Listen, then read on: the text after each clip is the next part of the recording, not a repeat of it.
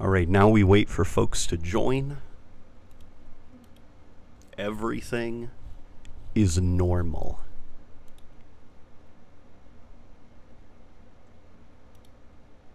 Everything is great.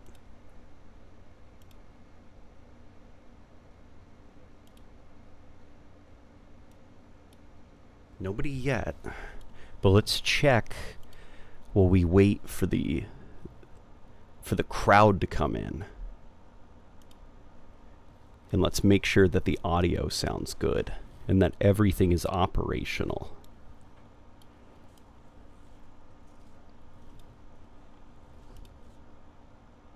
All right. Things are looking good on this end.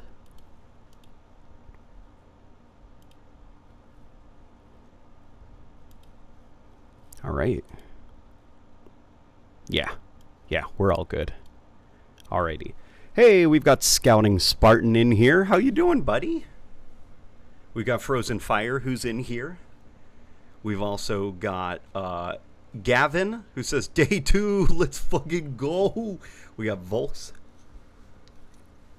King McDuck, loan me a smile. We got Curio117. How are you all doing today, this fine evening? I've got with me a little coffee, as you can see here.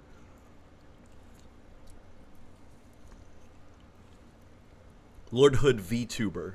Yeah, the wife set this up for me. It looks pretty good, I must admit. Yesterday we had just the stationary Lord Hood image, but this Lord Hood, look, he's like moving around. He's enjoying a drink. His bedroom's a bit messy. He's got a Craig poster behind him. God, that's cursed. I think it's pretty good. How are you guys doing, by the way, this fine evening? I've got with me a ton of mods installed, including one that is very relevant to the video that I uploaded a few days ago. Why don't we check out the lighting test? Because that's something everybody will be super interested in, I'm assured. Only popping in for now. I'll be back after my shower. See ya. Get cleaned. Your hygiene is important. Frozen Fire. Lore accurate Hood good. That is true. He is lore accurate. Okay, I'm gonna share this on X, formerly known as Twitter.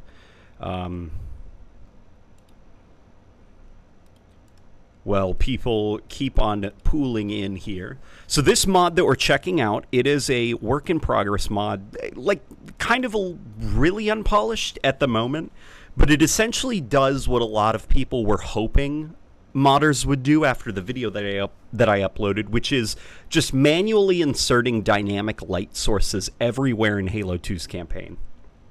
From what I'm seeing here, though, in this cutscene, it doesn't look like there's been much done to the cutscenes, if anything at all. It's basically like as they are in the MCC. So if you're feeling like you don't see a difference in the dynamic lights and stuff, don't worry. I don't think there is one for the cutscenes, at least. Come hang. I'm checking out MCC mods, starting with the Halo 2 dynamic lighting mod. There we go. That's surely probable to get people in here. That sentence probably could have cooked in my brain a little bit longer, not gonna lie. All right. There we go. Oh boy, I haven't seen you in a few weeks. You've aged a little. Yeah, I you know, I forgot to put on sunscreen today.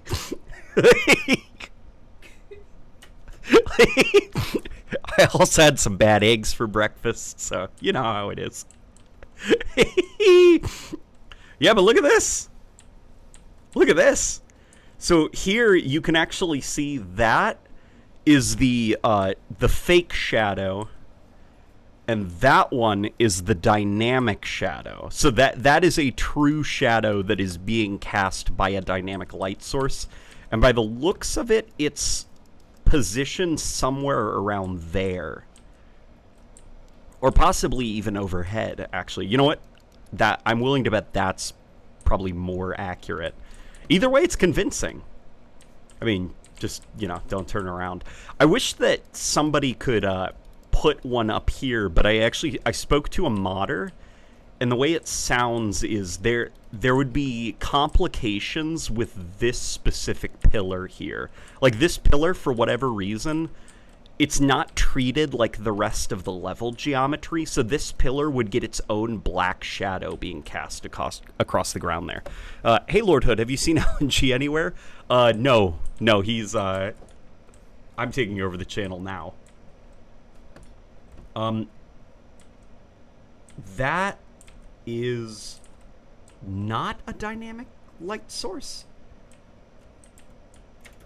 Well, actually, there should be an easy way to check, which is seeing if it gets cast on object. Well, that's an easy way to check. These objects aren't casting their own.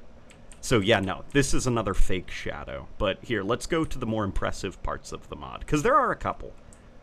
So we come down here, and it's like, oh my gosh, the rendering of the gun looks a little bit different. It looks a little bit shinier. Marines are casting more interesting shadows. Look at that. See those shadows down there?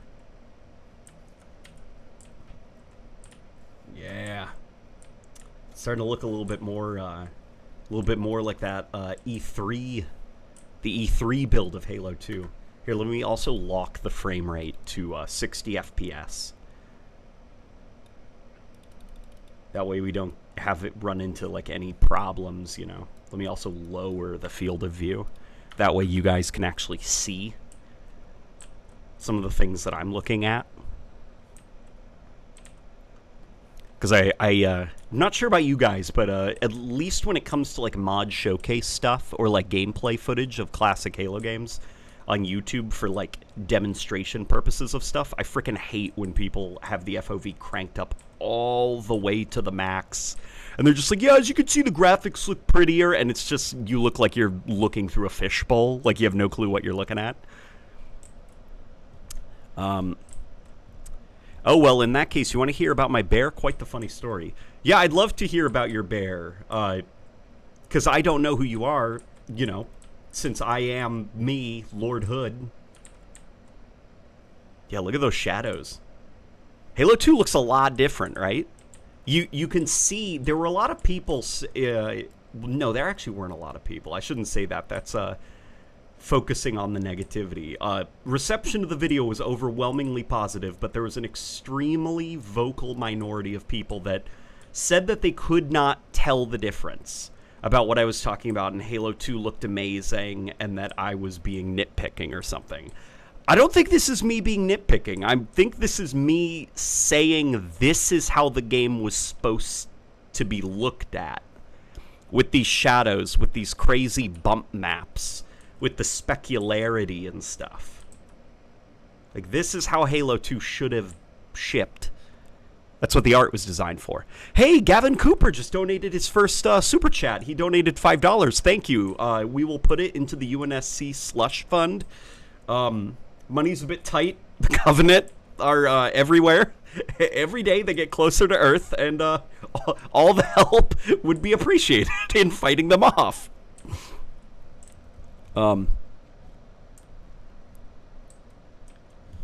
Get ready for lag. No, it's not lagging. My PC can handle it, thankfully. The GTX 1080 Ti, there's not much it can do anymore, sadly. But thankfully, MCC, it can still handle no problem. Yeah, but it's looking pretty snazzy, right?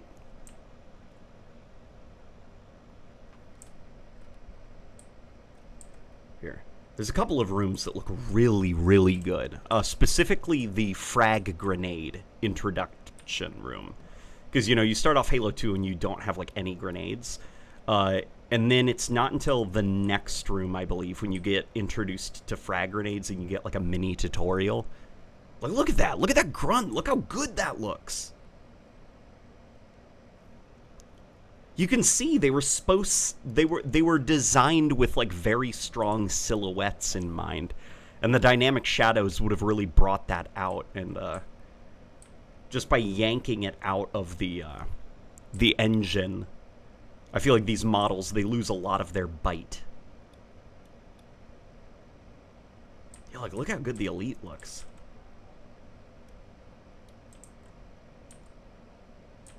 Another interesting fact that I learned, the Grunt blood in Halo 2, it's actually not supposed to look like this. It's supposed to look more like Combat Evolved's Grunt blood, which glows very brightly. And the reason it actually looks kind of like deep blue like this, it's a bug. I think it's a typo, actually. Like somebody at Bungie screwed up and made a typo or something like that. And as a result, the blood does not display correctly. So here, let's come down here. This is where things get a little bit funky, since the way that the engine works is it's like once the object, it's either like it leaves your field of view or you leave a specific area and the dynamic lights will like despawn. So as a result, some shadows are very inconsistent in the mod, I found, and you'll see a lot of like pop in, which is, you know, unfortunate, I guess, but can't be helped until there's breakthroughs.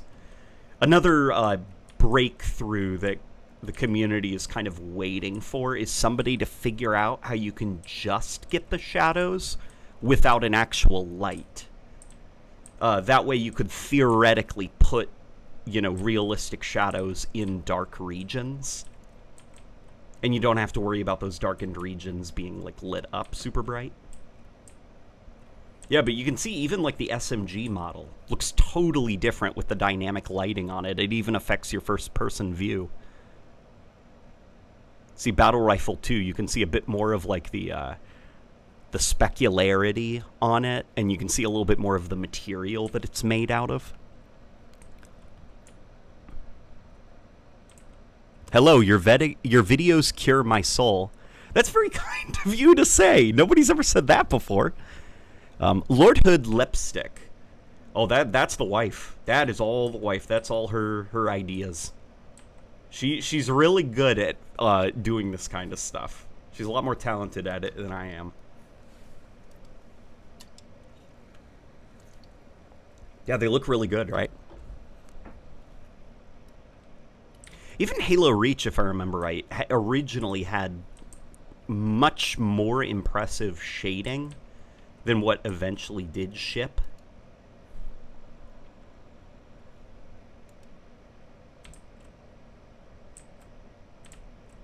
And it's another, you can look at the Halo Reach E3 trailer, and it looks a lot better. Like, that cutscene looks a lot better than what actually shipped. I'm currently actually exploring the topic of Halo Reach's motion blur and what that technology is like powered by and stuff. What mod is he playing right now? I'm playing a dynamic lighting mod that injects a lot of dynamic light sources into Halo 2's campaign. That's why Halo 2 probably looks a lot better than you remember it looking. But you can see there is a lot of pop-in, which is very unfortunate. Here, let's go over here.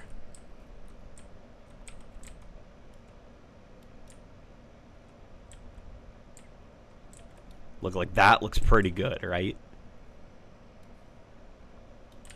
Here, let's go this way.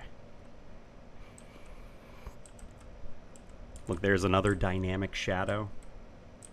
And it looks really good and really sharp here because I'd assume that the modder, hid the dynamic light source up there. Actually, he probably hid it right here about. And because I'm in such close proximity to it, it looks super sharp. But the further away I get, it will look more ugly and kind of pixelated. Yeah. This is around the point where I think the mod, you start to lose lose you you don't really get a lot of like return for your investment. I think he started running out of places that he could put the light sources without them kind of like breaking the look of the mod.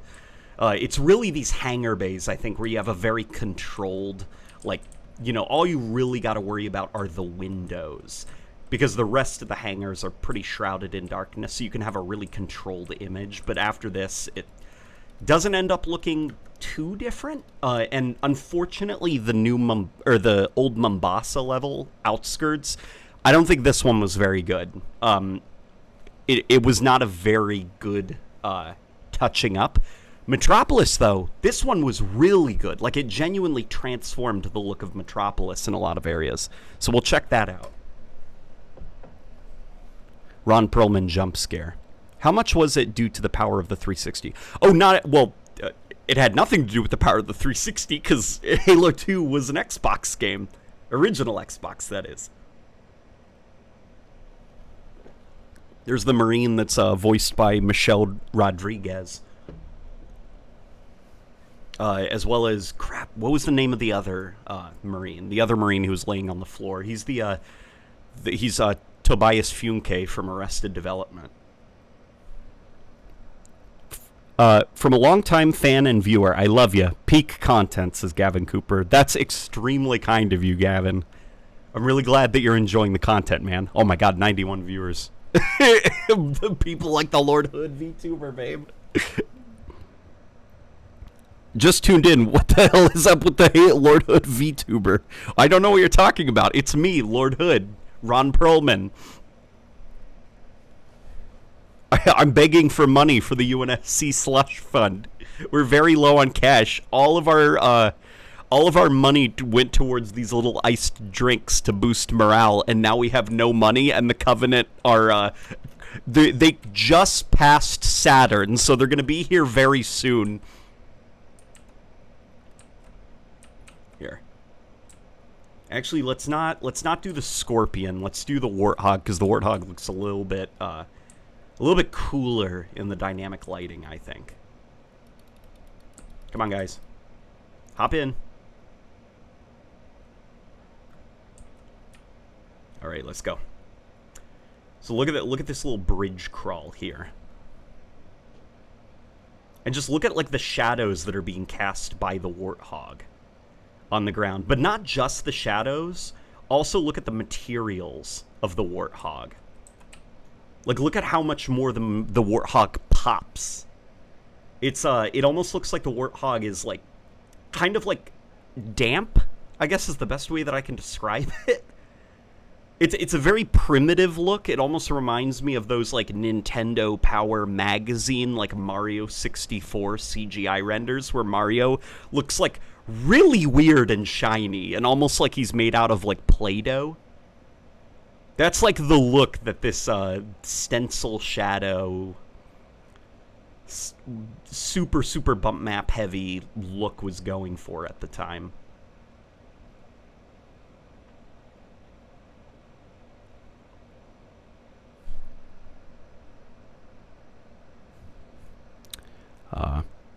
I just got Gears of War, and for a game that came out in 2006, it looks amazing. If you haven't played it, how well do you... if you have played it, how well do you think they did with the art? Oh, I think Gears of War holds up really well. I mean, not graphically, Graphically, it looks, like, atrocious by today's standards. But artistically, it looks really great. And it's also, like, just a fun... it's always fun whenever there's, like, a new technology that's invented, a new graphics technology. Because usually the games that come out, they go crazy with the graphics technology and really push it. And design a lot of their art around it. Now, unfortunately, I think a lot of modern graphics technology isn't as, like, fun. It's, like, usually, like, reconstruction technology and upscaling type stuff, which just doesn't look great. I think it makes things look very blurry and very fuzzy, and it was that Immortals of Avium game. I played it on the big TV, and tried showing my wife, and it just looked constantly out of focus. constantly fuzzy. Like, that was not great. But games like Gears of War, where they were just going bonkers with the normal mapping, everything was so wet and, like, sleek and grimy and dirty and very, yeah, I like Gears of War quite a bit. In fact, today at East Starland, I found I think it's, no, they don't call it the Legendary Edition, do they? It's like the Super Ultra Mega Edition of Gears of War 2, and so you best bet I got it. I hope I can find one of Gears of War 1. Because those are the two that are the most important to me, Gears 1 and Gears 2.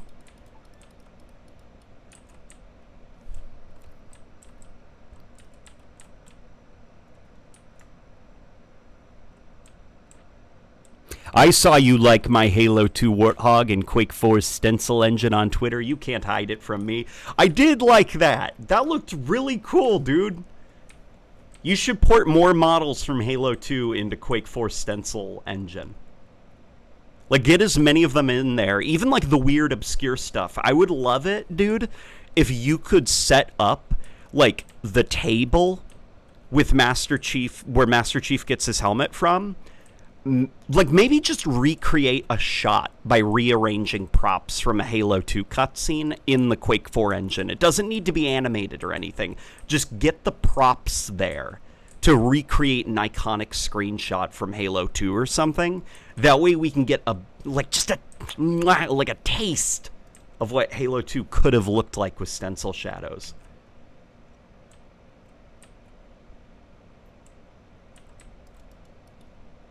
Yoom! There he goes. And there goes the scarab off in the distance. Here. Pick up this sniper rifle here. I'm gonna hop down here.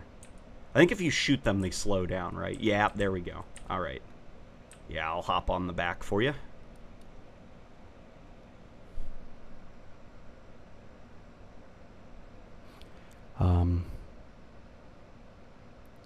Yo, Late Night, I think you should cover some of Halo 3's lighting techniques when you can. Unlike Halo 2, the baked lighting does a lot of interesting things. For example, baked light sources will cast baked directional shadows based on the light source on objects. Yeah, Halo 3 actually does a lot of really clever things to fake having dynamic lighting. So you know how, like, Halo 3 has, like, self-shadowing, like, which is, it shouldn't make sense considering the technology Halo 3 has. Like, technically a Spartan shouldn't be able to cast a shadow on itself because it's using kind of like the same shadow tricks as Halo 1 and 2. Well, it's because what Halo 3 does is it treats every single limb as its own separate entity. So all of the limbs on the Spartan are casting their own independent baked shadows that can then fall on each other, which is why the head can actually cast a shadow down to the chest, because at an engine level, the chest and the head are two separate objects, rather than it being all like Halo 1 and Halo 2, where it's just all a single model. That's the best way I can describe it. That's not technically correct, but that's like the caveman's explanation of how it works. You could probably get way more technical on how it works, but all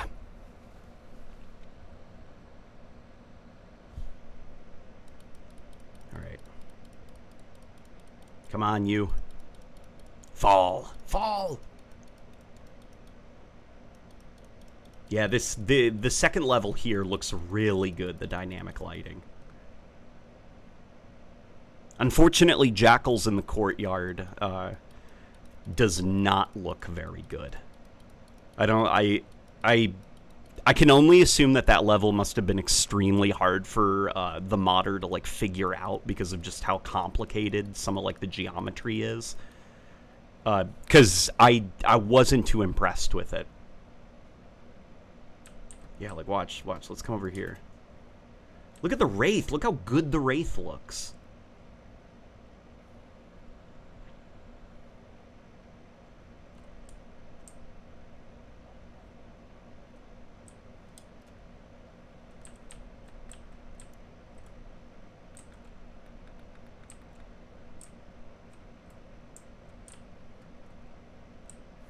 See, Halo 2 does look a lot more aesthetically pleasing.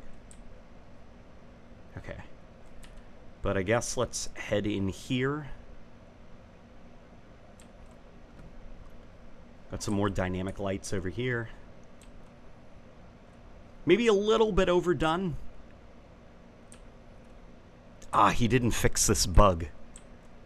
Look, the flickering light, it isn't lighting up any of this area, which is a problem I actually think in the base MCC version.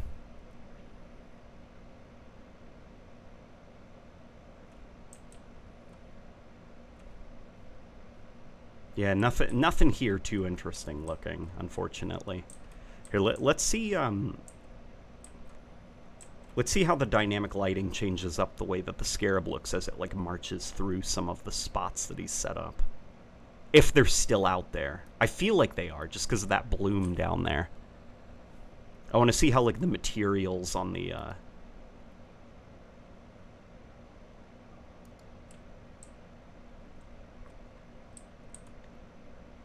Gosh, the Halo 2 Scarab is so cool, man. Definitely prefer the Halo 3 version, just because for gameplay purposes.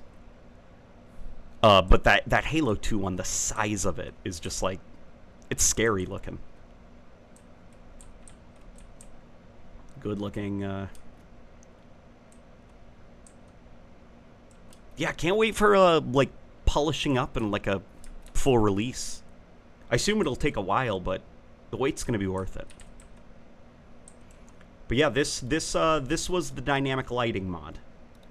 We'll check out the second mission of Halo just for a little bit, but outskirts.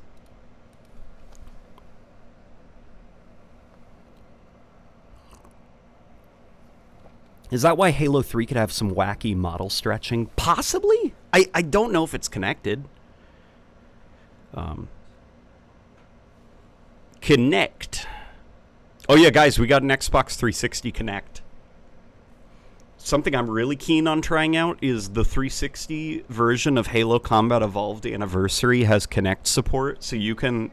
Yeah, so if you're lazy, you can just yell at the game to do something. Like, you can say, throw grenade. Why did we get it? We have it. Yeah, we already have it, baby. That's the ultimate bedtime game, then? Oh, yeah?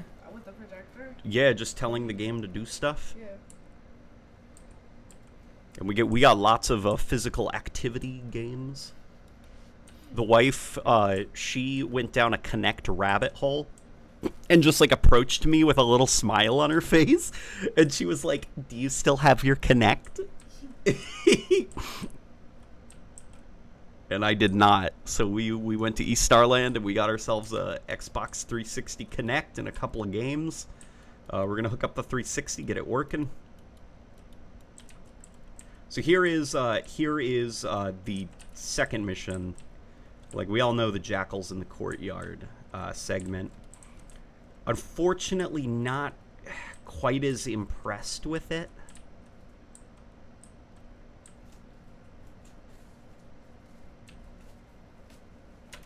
Here, in fact, actually, we'll hop out and we'll skip. It's very cold. Yeah, we got our AC fixed. The AC was broken and it was reaching 100 degrees. Okay. Here, let's hop out of the level and let's skip ahead a little bit.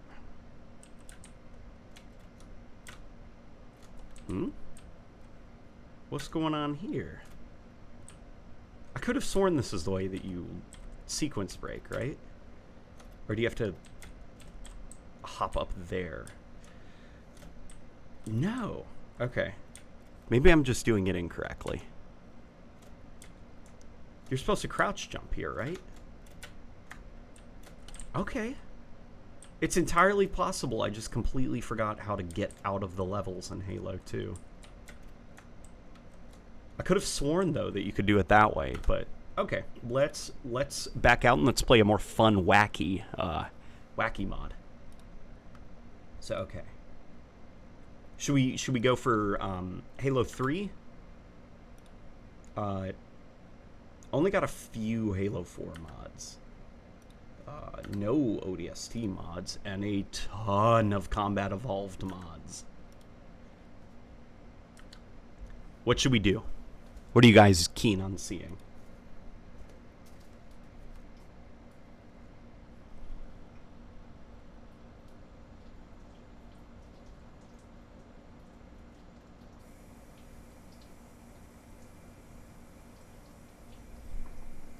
Why don't we do Mercury Rising? If you guys haven't seen this mod's pretty wild. As in, like, good. Like, this in my opinion, is currently at least my favorite Halo Combat Evolved mod on the workshop. It's pretty good. Here, let's see, Combat Evolved. Let's turn down that field of view. Okay, we got the 60 FPS going. Okay. This is great, this mod.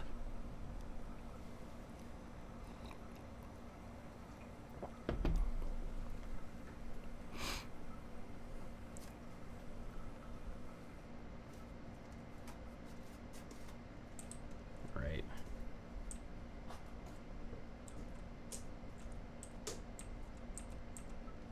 It feels almost like if Halo was released just a year earlier, and so it was more like a GoldenEye clone, you know? That's the best way that I can describe this mod. Like, the level layout is much more like those old kind of like Perfect Dark GoldenEye type mods where it's just kind of large sprawling environment. Here, you know what? Let's go down there and get that armor mod. If I wanted to, I could engage those guys, but I don't want to start a fight yet. And that's actually something I also quite like about this mod. Like, it's not, like, doing anything that's inherently groundbreaking or, like, you know, like, it totally revamped the stealth system. But it does have a little bit more of, like, you can see AI doing their thing way, way, way off in the distance. And you can engage them if you want. But because there's that bridge there and it clearly looks like you're seeing all this just playable space, and it's very clear that those are parts of the level you will eventually reach. It's just like setting up the encounters you're about to run into, and it's great at setting a tone. Your mic levels are all over the place today. Okay, I will stay consistently right here. How does it sound? Hopefully it sounds okay.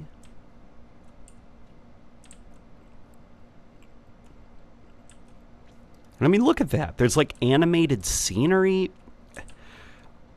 Oof. Okay. I gotta get in touch with the guy who made this mod and ask him if he has like experience with level design, because this stuff's genuinely really impressive.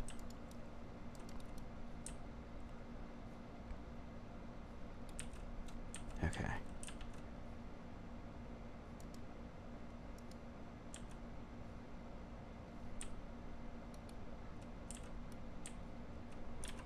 It's also just such a like different flow of combat because of how tight a lot of the environments are, like constricting. There's been a lot of alterations to AI behavior and stuff, like grunts now, if you get up to them, they will see, they'll smack you, which I don't like it. I've never liked that. Ever since it was introduced into Halo 5, I am a firm believer that grunts and jackals should not have a melee ability because they are an AI unit you should be encouraged to approach in close distance. And it makes the comedy funnier when they start panicking as you get closer and closer to them and start fleeing. So making them get more aggressive as you get close to them, I don't think that's good Halo, but since this is a mod and not like a mainline game, and the mod is just so different, it's like, it works for me. It works for me. It's a really interesting take on Halo.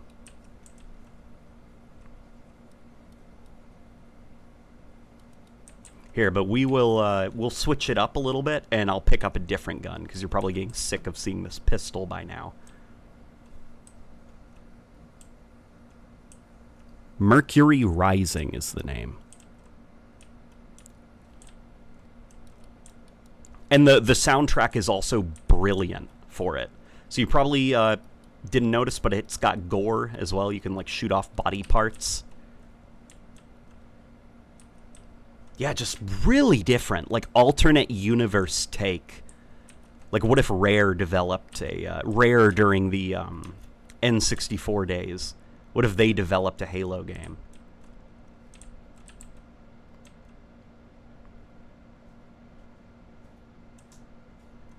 Here, let's go down this way.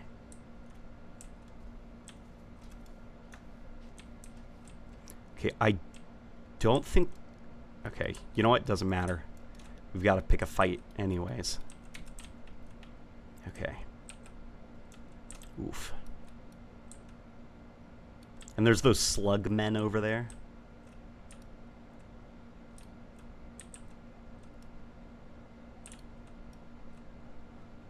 Boom! Alright.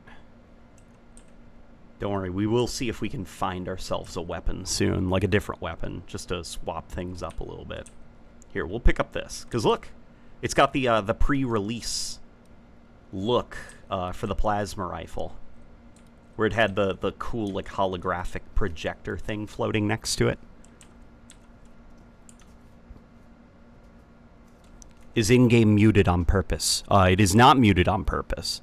Can you guys not hear anything in-game?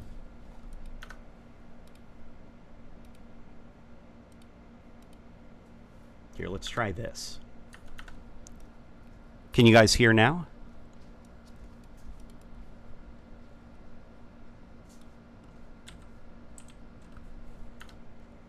If you guys can't hear it, let me know, and I'll keep goofy gaffying around until I can get something that sounds decent. Nope. Okay. Well, thanks for letting me know that the audio is not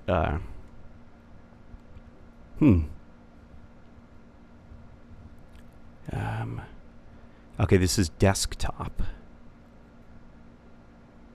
Desktop audio. Properties. Let's see.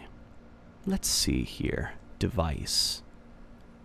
Let's set it to ROG PC. And see if that... Ah! Can you guys hear stuff now? I am seeing some audio on the little blippy. On the indicator, so hopefully that sounds good. Audio is audioing. Good. Tell me if I need to boost it up just a little bit more. I'm going to keep firing around the environment a little bit. Yeah, it's good. Got it? All right, perfect.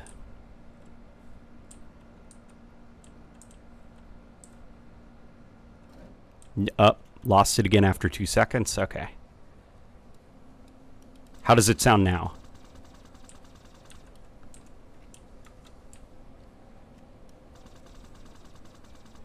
Hopefully it sounds okay.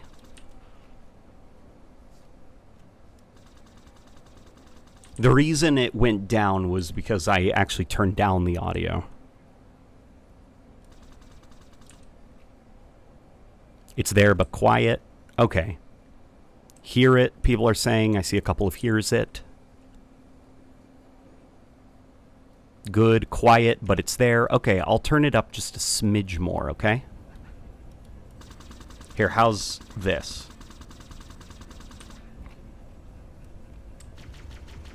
I want to be very careful that I don't blow out your eardrums.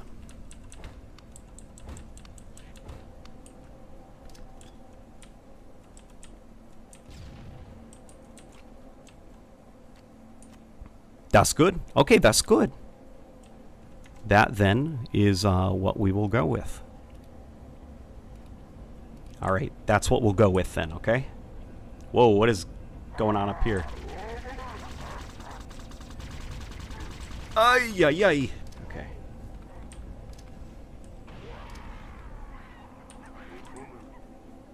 There's some nonsense happening up there. Hello?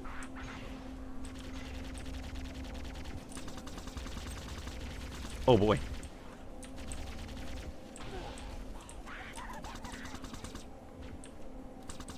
And the music for this mod is actually really good.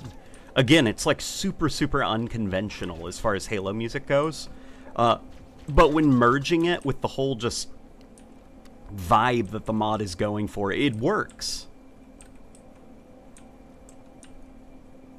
What I am trying to do right... Oh, that's how I deploy an armor ability. Got it. Okay. Here, let's get a different gun.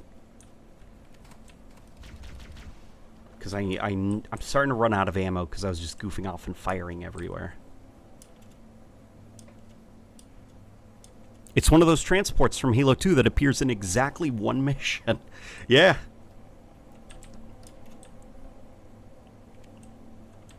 Okay, let me see if I can figure out where to go.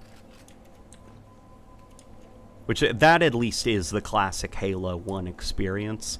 Where do I go? I'm lost.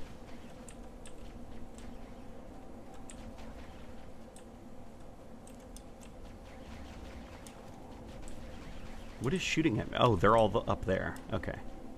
Oh, did you see that door close? Okay. Don't worry, we can deal with them.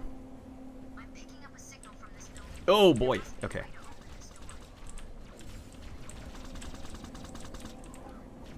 Wait, is this thing a healing thing that I just threw on the ground, or is it like I'm hurting you thing?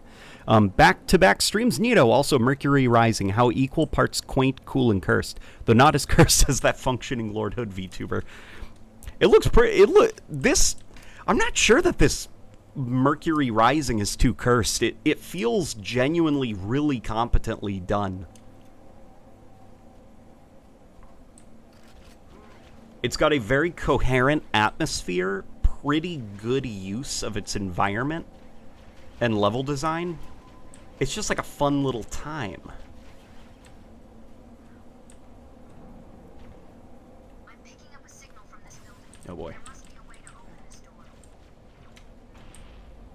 Okay, hopefully that killed that spider thing.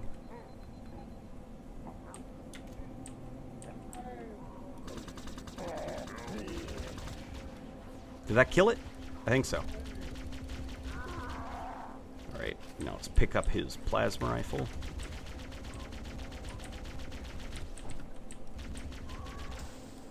There we go. Alright, let's open that door that was over there.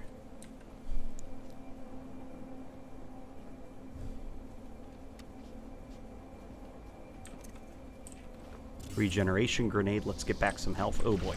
Hang on. Sentinels. Look, even the Sentinels look a little bit different.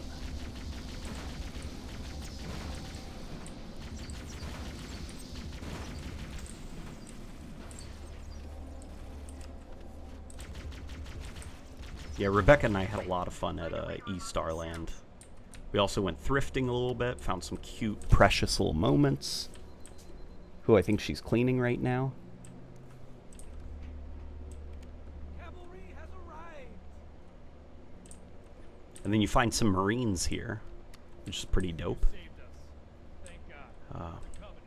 They're planning something bad. Alright, let me see if I can find like a weapon from them, because I've got like no ballistic weapons.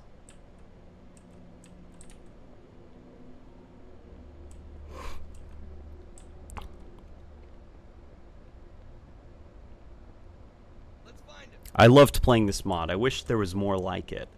Yeah, me too. I'd love to see less like rebalanced mods and some more ambitious stuff, kind of like this. But I understand also that stuff like this is not like the easiest, you know? Probably the reason we see so much rebalanced stuff is because it is a lot of people's first time modding, and so they're you know, rebalancing their favorite Halo games, or least favorite Halo games, to just kind of like learn the tools. Get the lead out, Marines!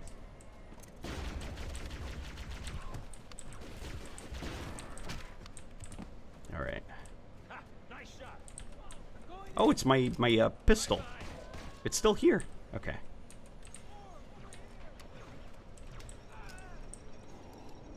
Ooh, golden elites. Oh my gosh. Hang on. That weapon that they're using, I think that's the vortex grenade, or not vortex grenade, vortex rifle, something like that. It throws you around if it actually gets you. Oof. Okay.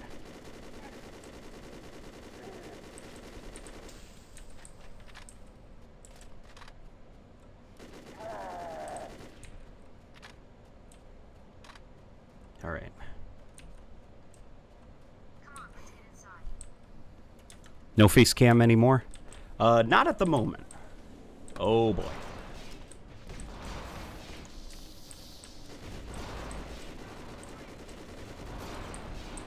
good shooting. Uh-oh. Whoops. Look how goofy those sentinels look. They have giant bug eyes. You're almost the man. They got one of them. You know what that looks like? That looks kind of like a war sphinx.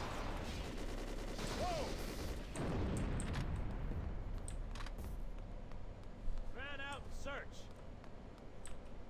It kind of looks like a war sphinx if it was like what's that animated movie with the robots? Is it literally just called Robots? It couldn't be called that. It couldn't be.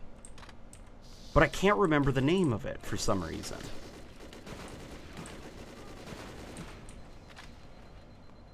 It's like if a war sphinx came from that movie.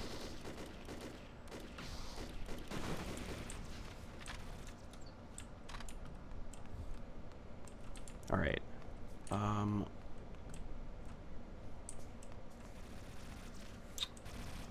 Now where to? Do we just keep killing a couple more sentinels? And some guys? Well, it looks like a lot of the men have kicked the bucket.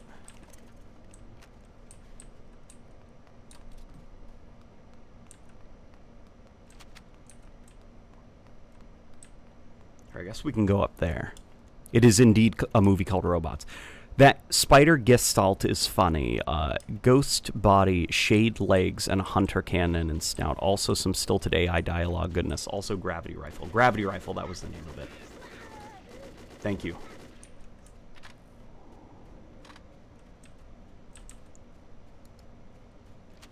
Andrew coming in with the clutch, the knowledge clutch. Here, let's keep going this way. So the twist back there, I think they were supposed to live long enough for you to see it, is that they turn on you. They're like working with the Covenant, your Marine buddies. Oh, here comes some more. Okay. Are they alive, though?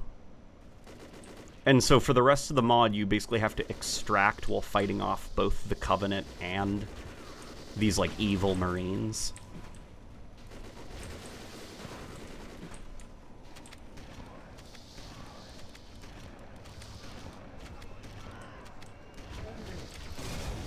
Oof, oof, oof, oof.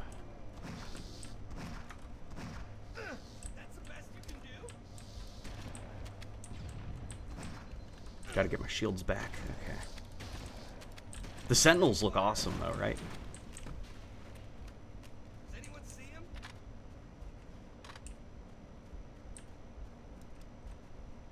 And now, unfortunately, I am lost. I'm lost. I don't know where to go. Activate Forerunner defenses. Okay. I don't want to walk all the way over there, but hopefully you guys got the gist of the mod. Your voice scratches an itch in my brain, says Lord Muffin Duck. That's very nice of you to say.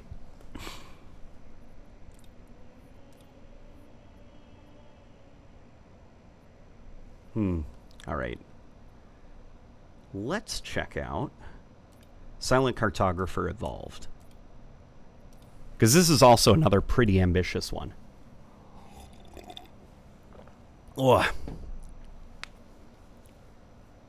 The Marines are working with what now? The Covenant or something like that. I remember the big twist was that in that mod, the Marines betray you, and then you have to get out of the map. You have to extract while being chased by both the Covenant and Marines.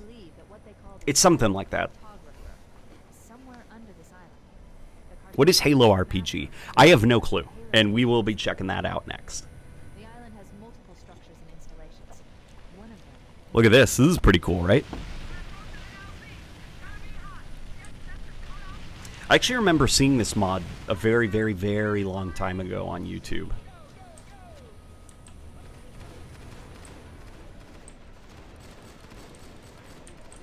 This is one of those mods that was in development for an extremely long time. It's currently using SPV3 weapons, I think, and I think the SPV3 guys kind of like took over this mod. Because the base version of it, from what I gathered, was not particularly well designed. But, let's see if it supports, rifle. No, it doesn't look like it does. Doesn't look like you can modify the view models or anything like that. You know what we can do, though, just to make the footage look a little bit more console-y? There, how's that? Looks a little bit more like a Halo game on a console. Alright. It's pretty cool looking, right? It's really crazy what the modding folks can do. It's kind of a shame that the mod tools for the MCC were, development on them has, like, halted. Makes me almost wish that, like, somebody at 343 would just, like, take the fall and leak the source code for Halo 1 so that modders could just go bonkers.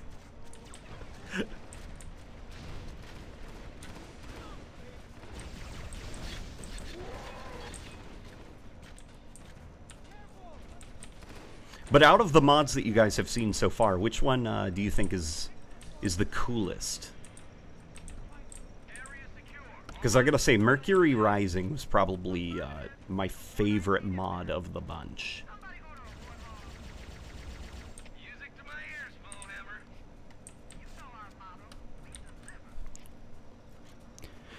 Notice how you could dismember Mercury's grunts. They even get unique bleed-out dialogue. Also, I think those Marines were insurrectionists.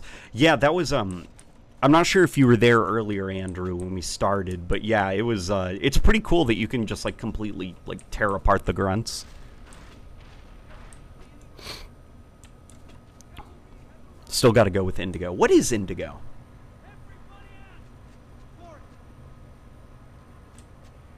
Is it another mod?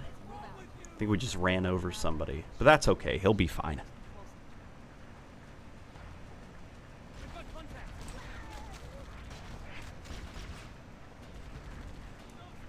This is what I imagine the Combat Evolved remake to kind of be like. At least in terms of scale, I'd imagine that, like, the levels are going to be this. No. I doubt they're going to be like this, to be honest. I wouldn't be surprised if they try to make, like, every single level kind of semi-open world.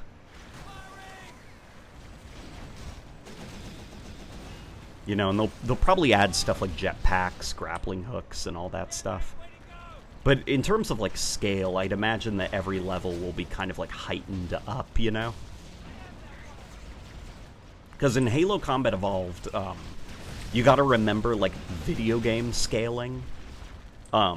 Combat Evolved, it's supposed to be like the Silent Cartographer is the map of the entire Halo ring, and it's secured on that island, and the Covenant have, like, a beachhead established, and they have complete control of the island. But then when you actually play Halo Combat Evolved, there's, like, maybe 50 Covenant AI in the whole level? Maybe a little bit more.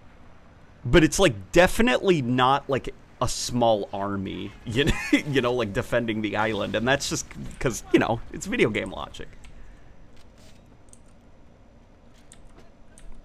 It's like a Hyrule Field in Ocarina of Time, where it's like Hyrule Field, like you travel the plains to get to the mountain, and it's like the mountain is like a couple yards away.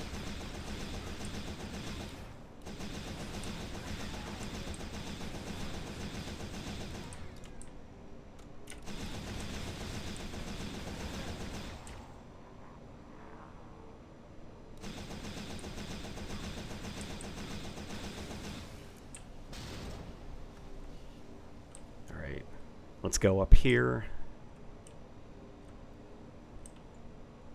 Oof. The assault rifle has a zoom in and is more effective too. Yeah.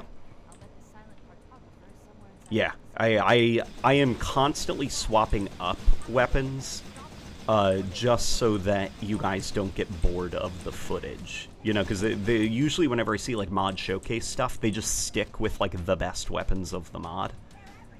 So I'm trying to make a point to always be bouncing around to different weapons in the sandbox, just for the sake of like visual variety for you guys, because, you know, you get it. Battle rifle, assault rifle, shotgun.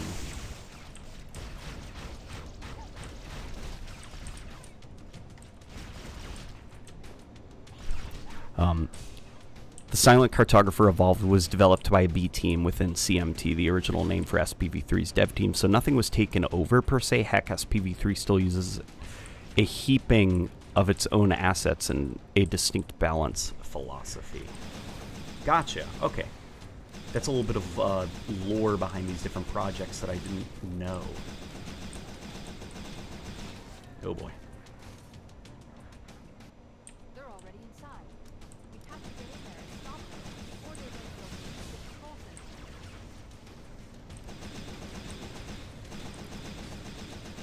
So no, back when I spoke with Masters about this in 2017, I want to say, he had some problems with Silent Cartographer Evolved.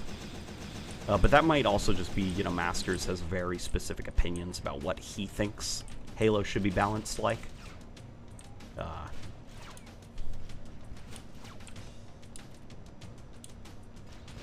Honestly, a Halo livestream is exactly what I needed after a long hike today. That's nice to hear, man.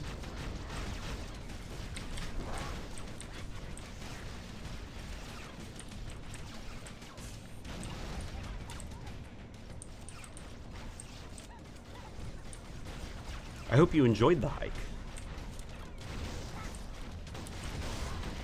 Oh boy.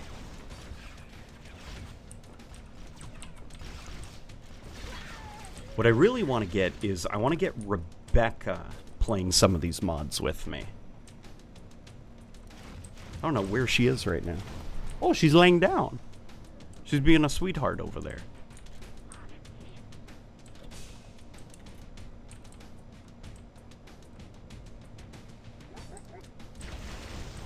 Covenant are putting up a real fight.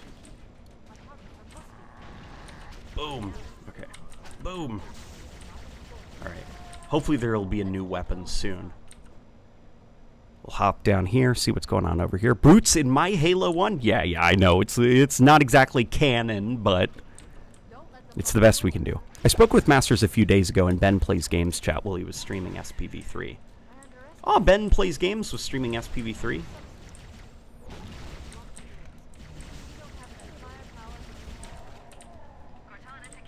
Is there a reason that Masters hasn't brought SPV3 over to the MCC? Is it just like the scope and scale of it is kind of out of SPV3's, out of their ability with like the MCC mod tools?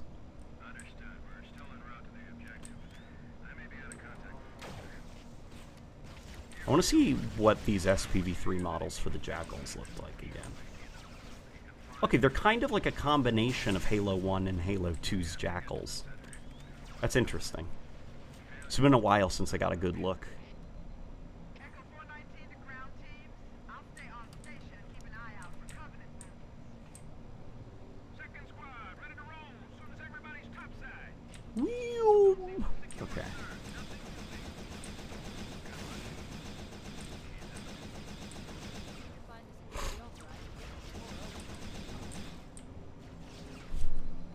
Have you tried the My Little Pony firefight map in Halo 1? I can't say that I have.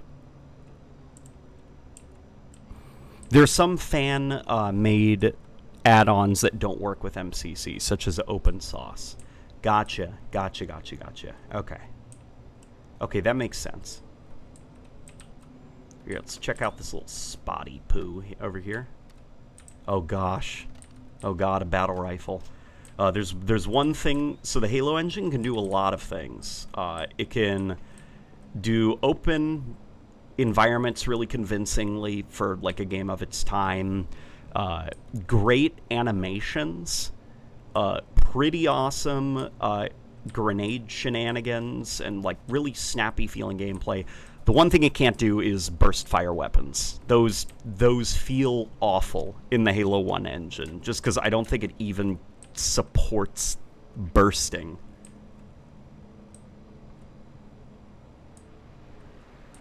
Okay. Let's go through the waterfall.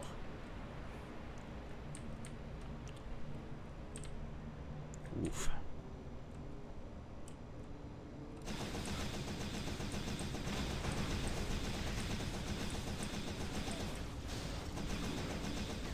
We're gonna go up here. Up here, the mod starts to get genuinely like pretty looking. Like, I think that looks really good up there. Like the light kind of cast. Like, see, that stuff looks really good to me. You know, obviously it looks like a very old game running on an old engine, but you gotta kind of meet the game halfway. Pretty much. Certain open source functionalities can't be recreated in MCC.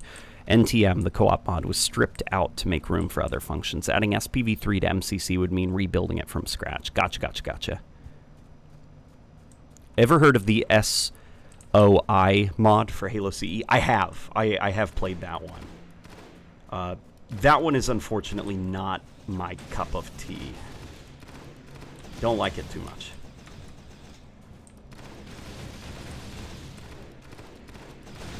Oh boy, I made a mistake running out into the open here.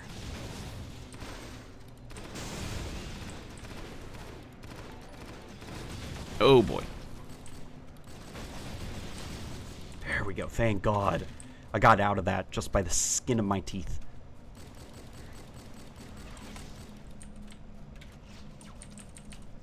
Okay, let's backpack reload, because I keep forgetting we're playing in the Combat Evolved engine, so we don't need to operate on the rules of other Halo engines.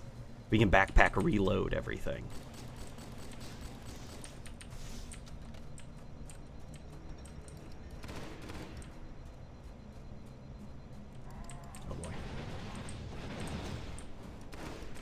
Probably can't hijack either. Hard to say.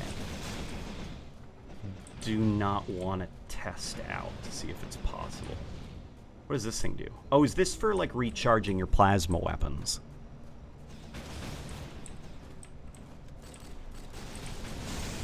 Damn it. Okay. Well, you guys have probably seen enough of that mod. So let's try a different one.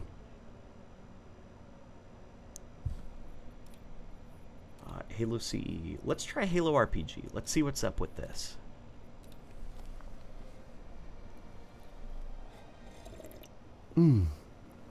That's some coffee.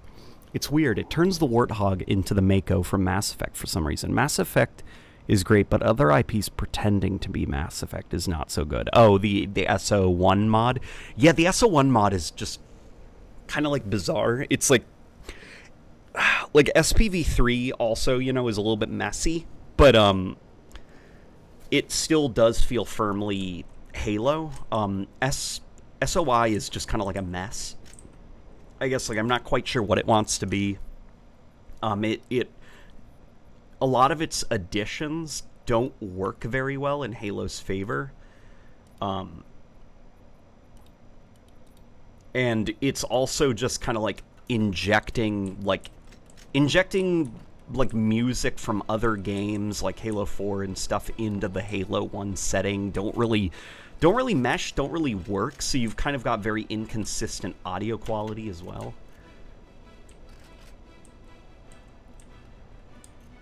Where it's like some music sounds very overproduced, other music sounds like it's from 2001, and it's just not a great experience, I found, at least.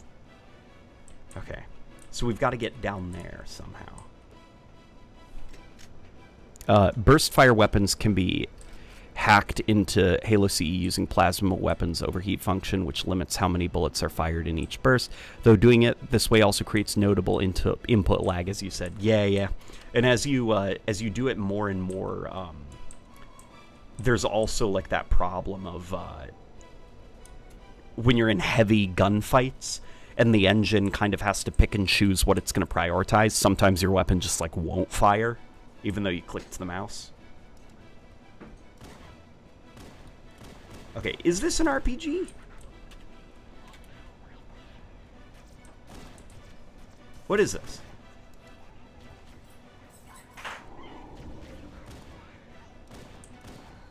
What is this? Is this like turn-based combat or something? The grunts are acting weird.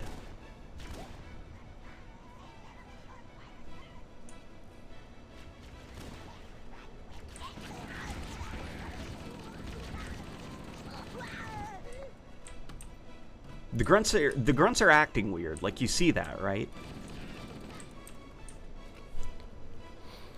Those are charging stations. Gotcha, in SPV3, but they're not that in the Silent Cartographer Evolved. Yeah, the random Halo 4 music replacing Combat Evolved music is probably the most irritating feature. Yeah, it's don't like that one too much.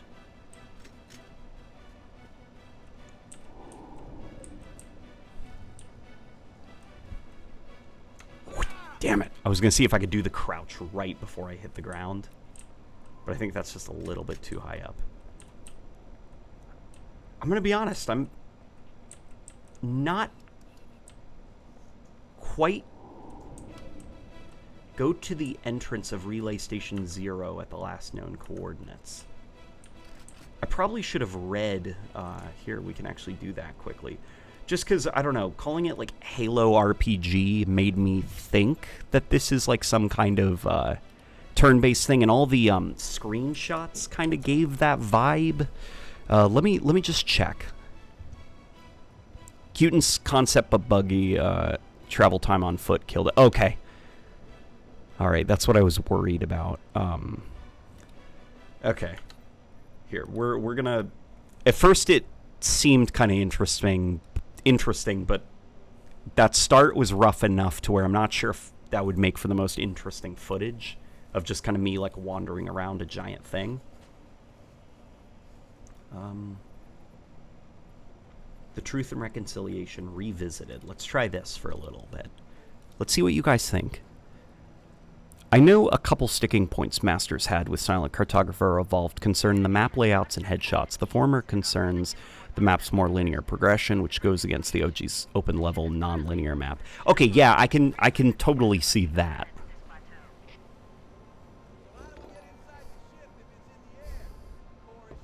Halo 4 has a few good songs, but overall that would be jarring as heck. Yeah, it's just about, like, musical consistency, you know? Once we get inside the ship, I should be able to lock Like, there's another fan-made Halo mod that just, like, randomly threw Mass Effect music in, and it's so different from what Halo Combat Evolved music sounds like that it completely breaks open the atmosphere of the game. Covenant stationary. You know, it just cracks it wide open because the production value of the music is so different from the rest of the music in the mod. The Master Chief is going to covertly take out as many of It's one of the worst things you can do. fire until the enemy return fire on us. That should You know, if you're making a mod for a, then you've got to stick with a certain level of production value. You can't start like mixing and matching songs from a variety of different games across the decades. Otherwise,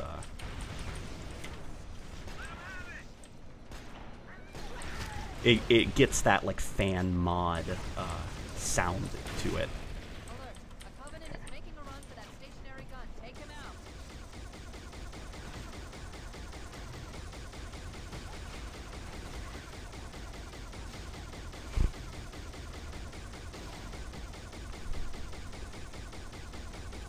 I'm wondering if infinite music in CE is jarring or not. I think it would be. Just because it doesn't sound like the Roland sound synths that Combat Evolved's music was composed with. So it would be like you'd go from like Roland 2000/90s sound synths and plugins to just suddenly like modern day 2020s plugins for music. Stop. Motion tracker shows movement around the east edge. Or when Lemuria uses Linkin Park. Ah, man. Lemuria. Lemuria's a fun little mess of a mod. Really love Lemuria. I do not like the SPV3 version of Lemuria too much. I think that it does like the Combat Evolved Anniversary thing, but to Lemuria, where it just completely misunderstands the original mod. So rather than, I don't know, I'd rather they had just tried to remaster that mod rather than remake it.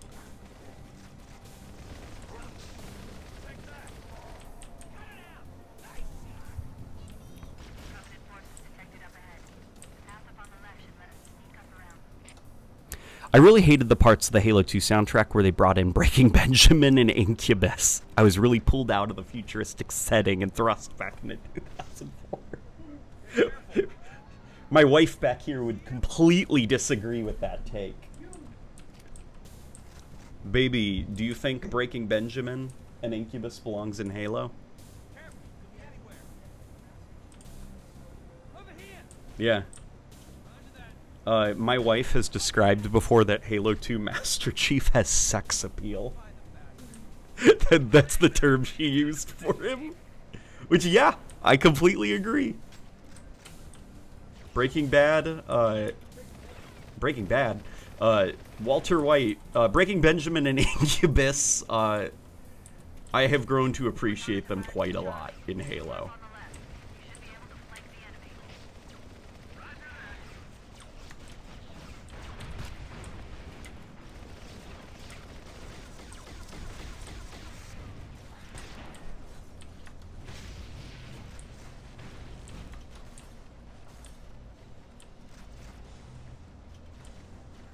With the SPV3 art style, you can get away with changing the music a lot. Well, SPV3, the art or the music was all completely redone by Yafet. And that was back in Yafet's early days. And so everything was like loud, overcomposed, and just kind of like just way too loud. And far too reverby for its own good. And so it would often like just heavily drown out the entire audio spectrum. Now let's... Where's that needler go? We're directly under the ship now. Alright, are we bad or what? If we're gonna board that thing, we need a plan. The Covenant use a gravity lift to move troops and supplies between the ship and the surface. I think we're supposed to go over there, Ambush them right? at the grav lift's loading zone and use the lift to enter the ship. And now we're invisible. Yafet's drum was the first thing that came to mind with his early music. Yeah, where it's just... Oh gosh, it sounds like somebody playing the loudest Halo music in the world deep in a sewer. Where it's just so reverby and so loud. Like playing one of Rebecca's favorite songs from Halo 1 is Under Cover of Night. And Yafet's version is just like Oh my god, the drums are so reverbed. It sounds like a meme almost. Like you can barely hear the melody because of how just loud it is. Cortana to Echo 419. Requesting reinforcements at our... And then I remember he got pretty upset when people said that they didn't like it. Which I guess, you know, is the Alert.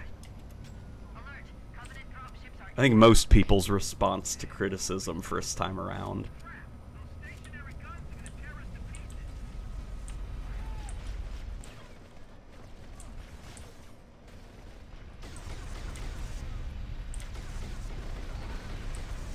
I gotta say, this MCC version of the SPV3 environments, it actually looks like better than SPV3 itself.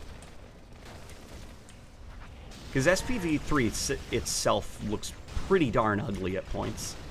I think just because it's like too much going on and like the texture quality, the Combat Evolved engine just like does not do what it was trying to do very well, so it just ends up making everything look kind of like deep fried. But it looks really good here in the MCC for some reason. With the latter, Dev Ifafadafi notes his dislike of headshots in OG Silent Cartographer Evolved releases postmortem doc, feeling they make fights less interesting by trading emergent gameplay for repetitive headshotting. Huh. So what did he do? Like remove headshot multipliers? Because to an extent, I can empathize, I guess, with that opinion. I do think that there needs to be a balance struck. Because you do want AI to be alive long enough for there to be, like, a bunch of interesting, you know, like, a lot of fun goofiness. And if your weapons are a little bit too accurate and all have, like, headshot multipliers, you know, and you're pretty good with your aim, it can be a pretty boring experience because the AI have, like, no time to do anything interesting. Area is clear. No hostiles present. Marines, secure the ground list and prepare for boarding. Yes, sir. Yeah, Ifafudafi? I hope I pronounced that right. Jesus, I don't think I did. I think I had my own, like, on-air DD Mega Doo-Doo moment. Where, you know, that iconic video where the news reporter reports on a woman who died tragically and mispronounces her name as DD Mega Doo-Doo? Which is like, you might as, like, way to shit on that poor woman. Might as well have called her Poopy McPoophead.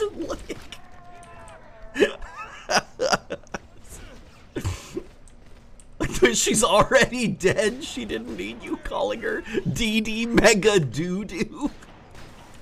That's one of my favorite videos on YouTube.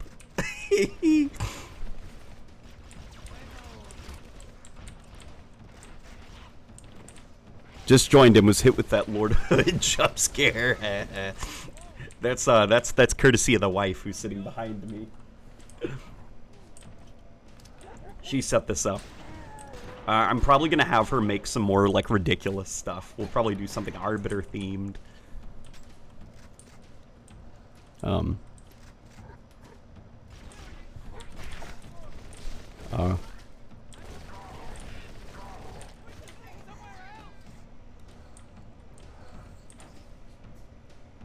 Okay, I think we survived. Here. Before visual monotony sets in, we're going to swap over to a different mod. Let's see what else we got installed.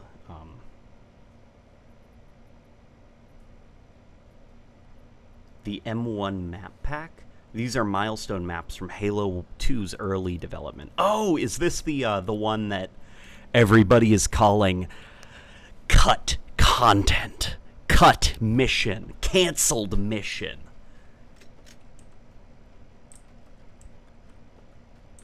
Yeah, I saw some people were pretty upset with the way that these maps are being called cut content. So from what I understand, this is a milestone mission that has kind of been rigged up to work, and milestone missions are not meant to ever like be properly fleshed out, you know? It's more along the lines of like, well, it's for like development milestones, like establishing rhythms of combat, seeing how large you can make environments before things get messy, like. And so I guess that this is a milestone level that was hastily constructed during Halo 2's development by Bungie.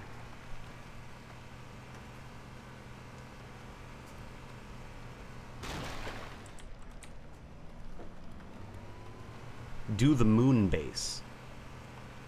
Ah, the moon base. I'll try that one. Nope, he kept them, but discouraged, quote, autopilot 0 through no variety pop-up gallery gameplay by giving Grunt Majors helmets, reducing long-range gun auto-aim, and reducing overall enemy vitality. Huh.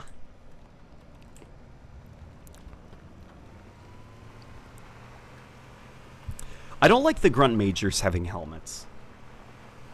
I don't like that. Because I think, like, grunts are a fun enemy type to headshot. Or headshot, if we're talking past tense.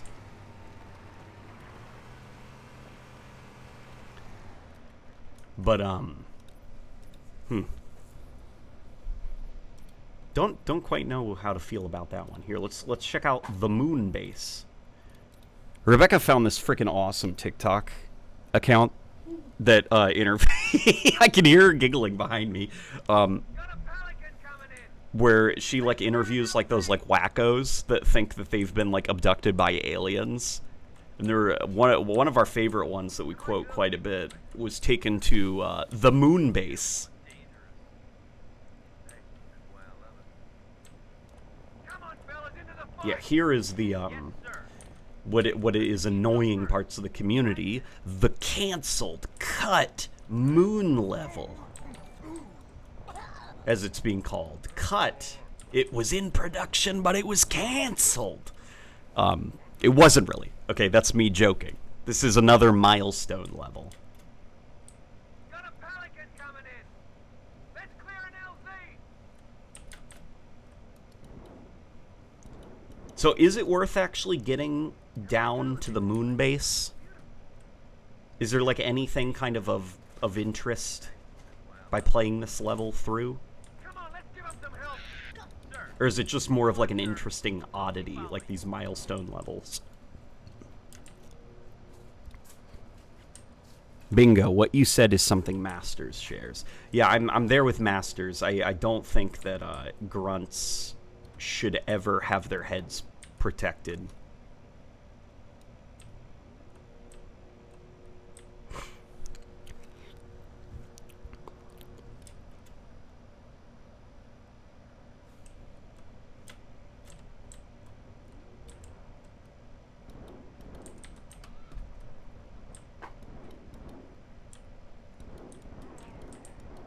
I wonder what Bungie was up to at this level. They were probably, like, trying to figure out the, specifics of, like, zero-G combat. Probably, like, experimenting just to see what they could do with, like, bigger levels and stuff. Like, just how large this environment is. And, like, the implementation of, like, binoculars. The binoculars are going to be an oddity that I'll probably ponder for the rest of my life, Classic Halo's binocular system. Because it definitely feels like it was born from back when they wanted Halo 2's levels to be, like, gigantic. I'll have to ask somebody about them. Everyone, help is inbound. Could say that Ruby's Grunt Rangers would be perfect for this map. Ruby's Grunt Rangers. I haven't, kept too much up with like the Ruby's Rebalanced mod because it's probably not going to be out for quite a while now, and I want to be surprised by what I play. You know, I don't want to go into it having breathed all of his videos and knowing exactly what I'll be up against. The most I know is that he's bringing back health packs, which that is a double thumbs up from me, dog. I'm a huge fan of health packs in Halo. Oh boy. Okay, here. We will check out some other mods now.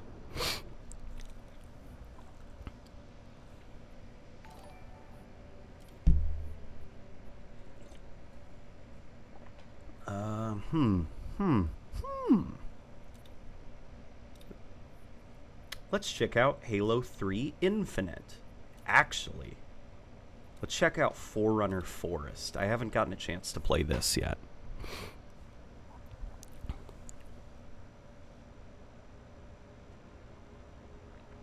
You mentioned DD Mega Doodoo, and that reminds me of that lady who survived a lightning strike and the broadcast started glitching when she began talking. Absolute classic. She developed electric superpowers.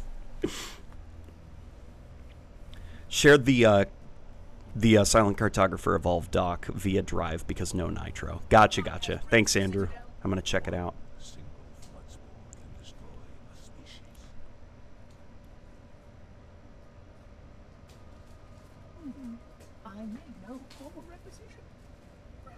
What is going on? What are we looking at? Why was I not notified? Every aspect of the installation was within my purview.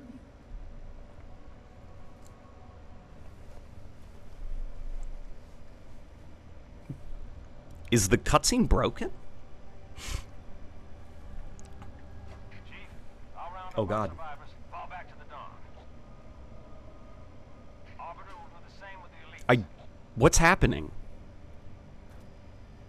Ah!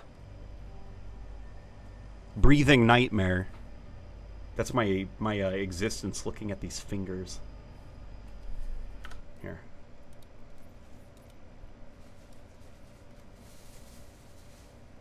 Okay, good.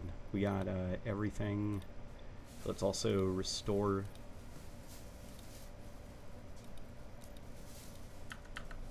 Okay. That looks pretty cool. The glowing plants. Yeah, and these are animated too. Nice. No, not these ones, though.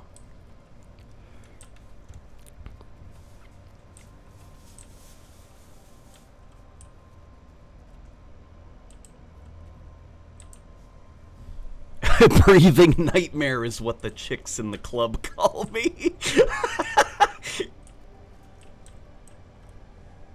I see some meanies on wait a minute. I recognize these assets. You can't fool me. This is Sierra 117.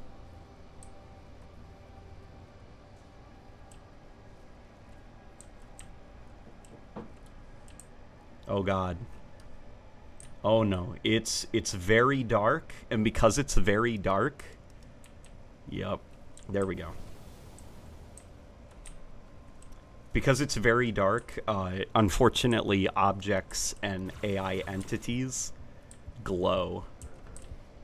This is like the curse of any non-dev made fan mod. Please be very careful about using darkness.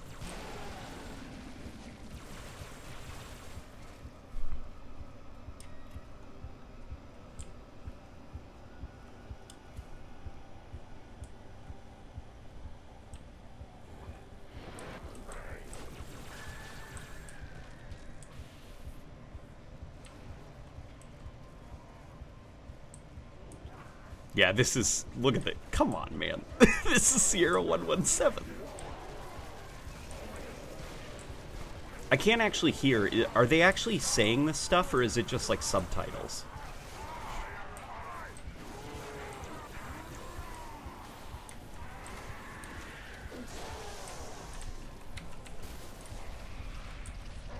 Oh, cool. I'm a golden elite. Oh, wait, that's my boy right there.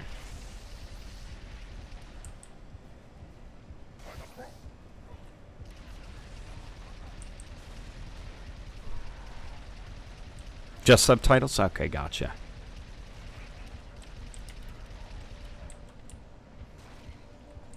I hope at some point the original level Cortana gets found by the dig site crew, because it actually is pretty disgustingly beautiful. The original Cortana mission. Yeah, so if somebody could enlighten me, what happened with the mission Cortana from Halo 3? Because I know that that one is notorious, I guess, for being kind of like... I mean, well, it's not a good mission, but I've heard that it potentially has like a crazy, complicated development history.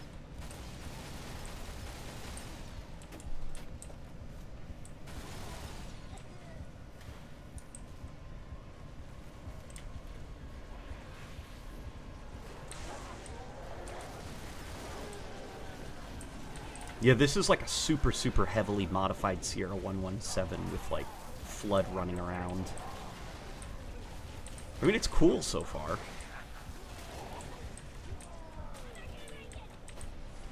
It's just very hard to look at, I guess. Halo 3 is a Halo 3's engine has a very, very specific look that it goes for because of the way that the bloom system works. And if you're not careful, you run the risk of kind of like of just blinding light, you know, being unable to see anything, which is a problem I see a lot of Halo 3 mods have.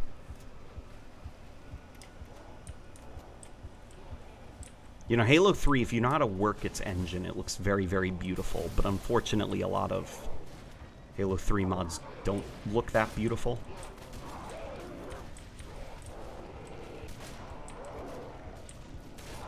That's not to say don't stop trying.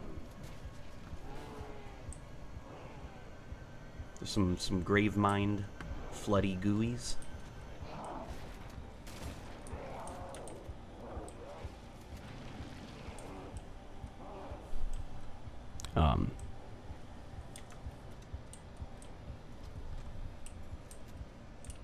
It got chopped up and turned into Floodgate, then replaced with something that doesn't resemble High Charity at all. The original Cortana mission was scrapped, and they just reused level GO for the cut Floodship mission. Gotcha.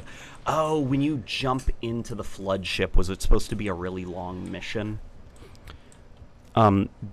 This is the one instance where I'd support AI-generated voices, custom dialogue for fan projects. Not purely generated, that still sounds like Garbo, but AI dubbing that allows natural pitch and inflections. Something like that would be interesting, I guess.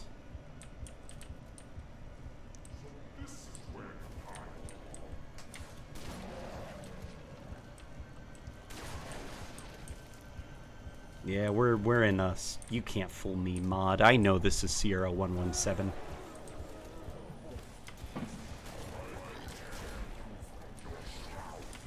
One thing though that is the level is sort of stressful. Like there's just kind of like AI everywhere, and they're always spawned in. So it's kind of like you enter a room and everything attacks you. You don't really get kind of like that ebb and flow where it's like you encounter a few enemies, you kill them, then you move up and some new enemies kind of like move in or are spawned in off screen, and then they spot you and start engaging.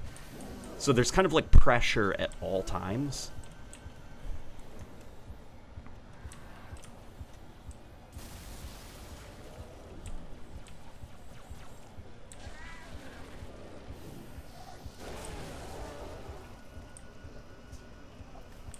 Oops. Here, let's turn invisible. Oh, this is, we have infinite invisibility, don't we? What is the name of this mod? It is Halo... What's it called? Forerunner Forest.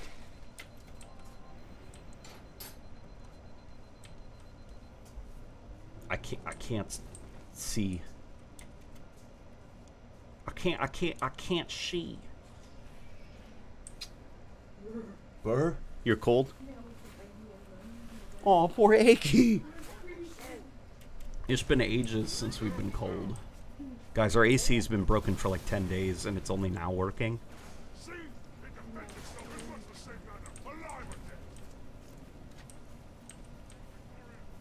Okay, now we are in... Oh. We are... the Ark. This is the Ark.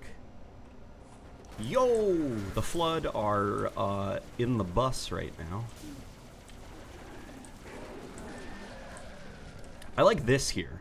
Look, the modder is attached lights to the front of the Ghost. I like that quite a lot. Like, dude, the friggin' cutscene in Halo Wars 2 where the banished ghosts have like the searchlights on them, like that was so cool looking. I'm really bummed that Infinite didn't nick a lot of the visual cues that Halo Wars 2 had set up.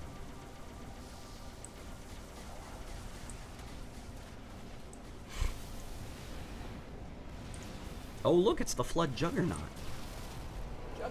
Jugger! Good night, fellas. It's a bedtime for me. And then he puts a moon emoji. You love it. Guys, Rebecca likes the really funny use of emojis.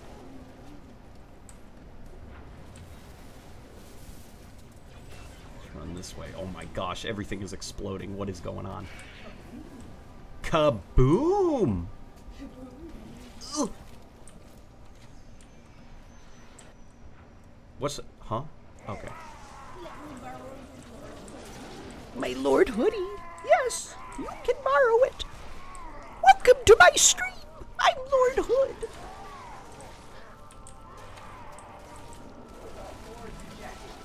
Yeah, Lord Jacket. We're cold up in here. Connect.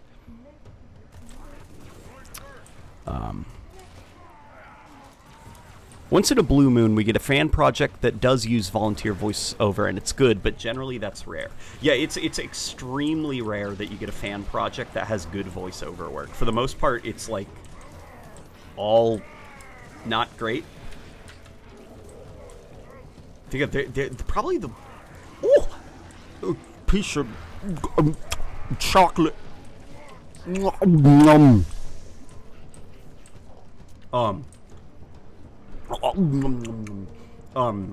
The probably in recent memory for me, the worst bit of like voiceover might have been, it was this Arbiter mission on the Silent Cartographer where you play as elites, and it was like, I don't want to be mean. It wasn't, yeah, it was bad with a capital B. Which my wife said. It was very bad. It was like, you know, the announcement trailer for the MCC season that was all themed around elites, and they did that that voiceover thing, and there was like that guy that they had who was probably like a fan, like a big fan of an elite, who was doing like a cameo, and like, God bless him, but that was not great voice work. Where he's like, your human customs are very... It's like, you're not an alien. I don't believe you. You're just a Halo fan. You're not an alien. You're not fooling me.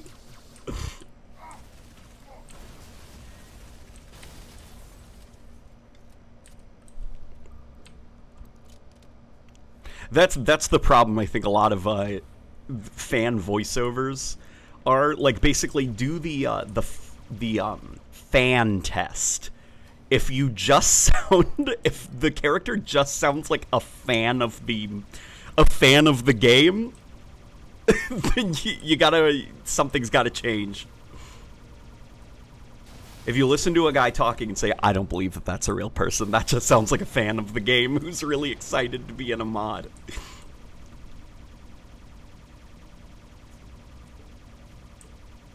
Let's blow up this guy. What's this floaty thing?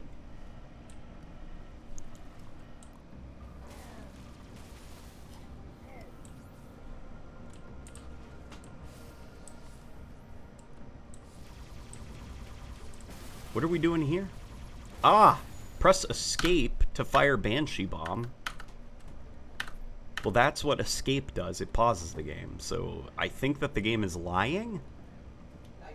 Liar!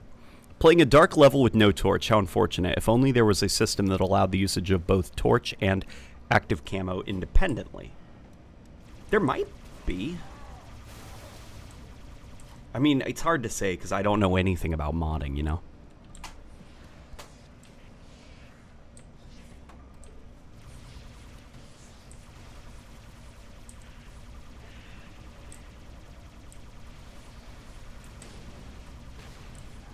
Oh, this is cool. This feels like the ODST Banshee a little bit. How you could you can fly it backwards to an extent. So you can kind of like hover in place almost like a VTOL. ODST and Combat Evolved are still my favorite versions of the Banshee.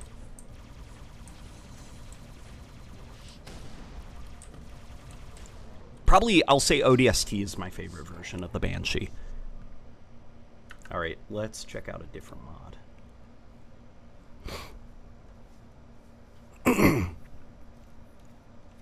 Did you guys see the uber fake Project Halo 7 leak that came out in May? Yes, I did see that. That was... Oh, man. That was so lazy. That was so bad, that fake leak. It was like, the next Halo is currently, the name hasn't been decided on, but it's called Project Halo 7. It's like, the point of a project name is that it's a secret in case it gets leaked. As an example, Halo Infinite's project name was Project Olympus. Like, they wouldn't call it Project Halo 7, because if that leaked, we would all know what it is.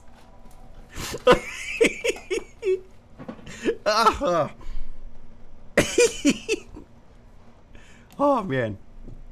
Yeah, I did see that. That was an atrocious fake leak. Really, really bad.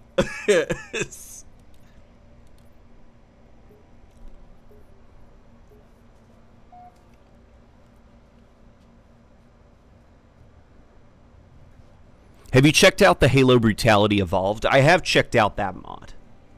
Here, let's try it. I played around with this one for a little bit. The Halo 3 Infinite mod. This one I didn't like as much.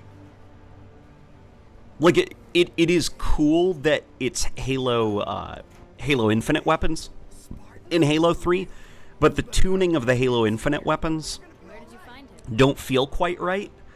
And the AI also don't feel like they've been properly tuned to work with the new sandbox. Let's get you up to speed. And then also the modder gave Chief like this weird visor, that pearlescent visor that doesn't look that good. Smashed what was left of the home fleet. Terrestrial casualties from the subsequent bombardment were extreme. Truth could have landed anywhere, but he committed all his forces here, East Africa, the ruins of New Mombasa. I'll make a sly allusion to armor abilities. What about Halo? We stopped it, but only temporarily. Gosh. Now the Prophet of Truth is looking for something called the Ark, where he'll be able to fire all the Halo rings. If he succeeds, Halo Infinite's Master Chief looks really cool. Alright. Bum ba bum. motion trackers? Bum ba bum. Come on, sir. I'll show you the way. Alright, guys. Yeah, so here is the commando.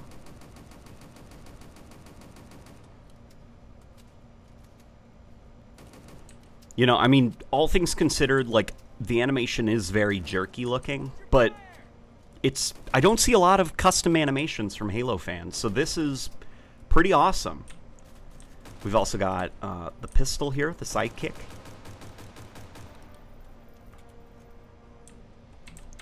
Right over here. Well, I mean, I already have it, but we've got, you know, battle rifle here, BR-75 here, and it has some pretty great animations. Of course, we've got the assault rifle. And then we've got the DMR right here.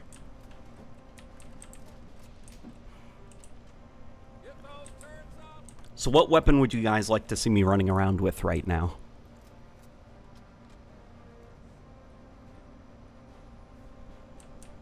I'll let you guys have your pick right now.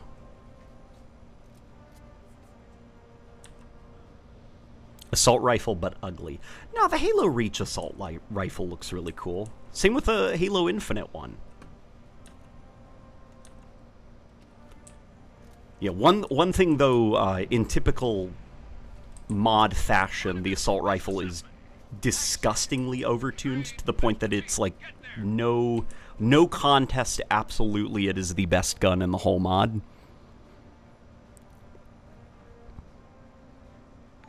DMR and Commando? Okay, yeah, we'll run those, because those are, like, the weirdest to see in Halo 3. Here, in fact, I will use centered crosshair. That way you guys can see more of the guns. Because it's probably very odd seeing them in the Halo 3 engine. Hey, LNG, have you played Helldivers 2? If so, what are your thoughts on the game? Helldivers 2 is awesome, man. Really, really like it. I wish it ran a little bit better, is really all I can say. Chief? Good. But that's coming from a guy with a GTX 1080 Ti. Can't hold out forever. You know, so it's not like I can complain very much. Like, I understand as time goes on, technology must improve, lest we stagnate.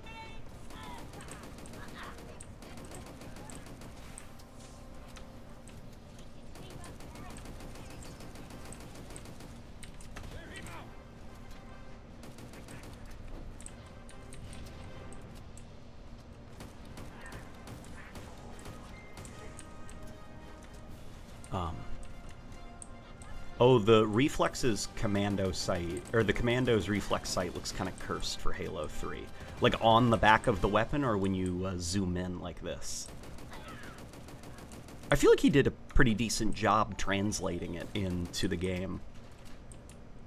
I mean, unfortunately, I think, you know, seeing it in like Halo 3 reinforces my biases that I don't think the commando really looks like a Halo gun. But I know that that's a whole can of worms discussion that people have very strong opinions about. Yeah, the animations for this thing are great looking. Right? Look, we've even got that cursed, the cursed Halo Infinite Plasma Pistol in here. We also got the Stalker Rifle.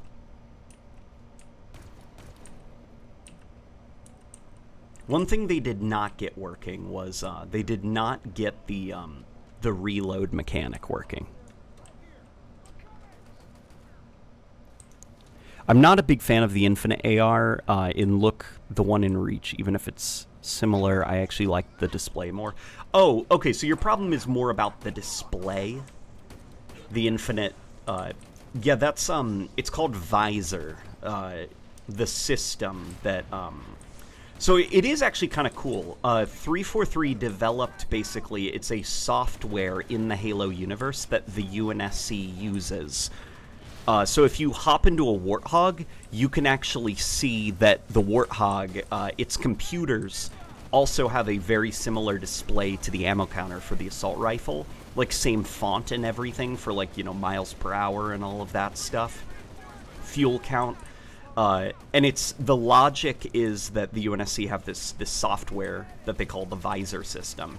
And so it's like your weapons, the weapons ammo counter uses the Visor software, the vehicle, UNSC vehicles use Visor and stuff, so they all have this kind of like unified HUD look to them. To their displays, they all share the same font and stuff, and definitely I prefer the, I don't know if analog is the correct term for it, but the look of the Reach one. But it is a cool detail. So you don't like the font choice for the Visor system. Like, you don't like the font choice and the kind of like blue, hyper-futuristic look that they went for.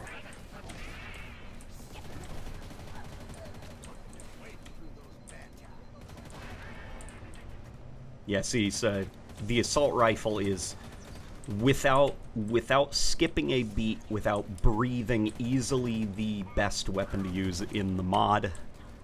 Pelicans can't launch until the hangar's clear. Maybe more overtuned than Halo Infinite's.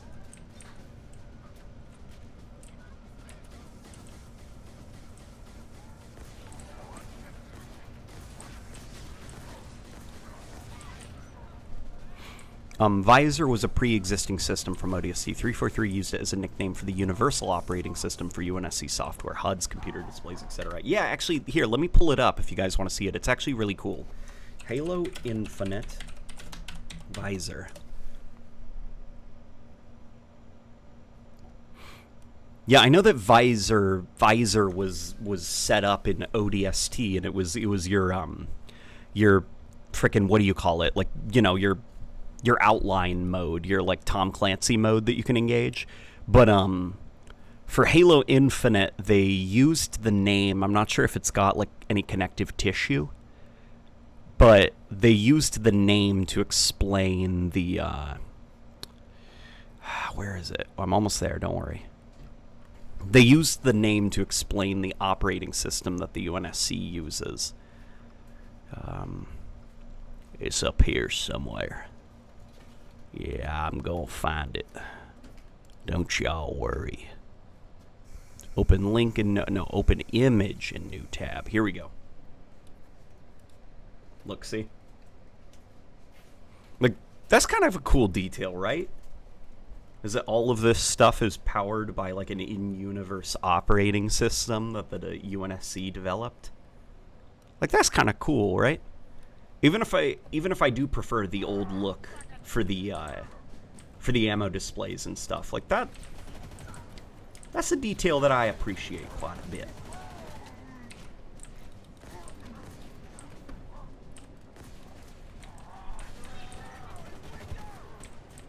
Oh, hang on. I'm obscuring. I'm obscuring the chat. Okay, here. Let's swap out and let's use some different guns just for a little bit of variety's sake.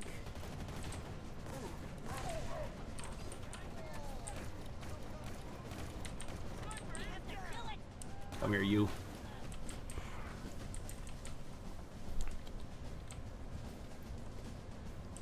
Why do health packs need a holo display? Health packs? Do health packs? I don't think so. Was there a health pack on that image? Here, let me look. No, I don't see health packs anywhere.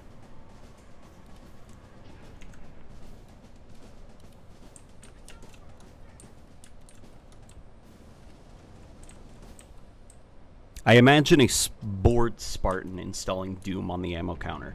I mean, hey, that probably could happen in the Halo universe. Here, let's go this way now. Let's see if there's any other guns. There's probably going to be a Bulldog. Here, we'll pick up this, and we'll pick up this now. I hate this design for the plasma pistol. I don't like it. It's too bulky. I appreciate the attempts to modify it down from Halo 5, but I feel like Reach really was like, that was kind of like the exactly what it should have looked like. The plasma pistol. And then Halo 5 kind of made it into this like really weird bulky thing.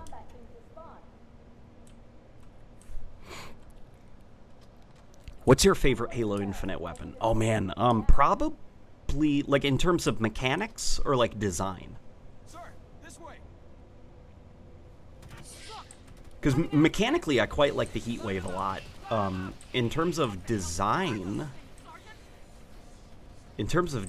I quite like. What's that? Oh, that is the sound of the dehumidifier pooping out on us. Oh boy. In terms of design, the Mangler looks pretty neat. I also like the look of the Stalker rifle quite a bit.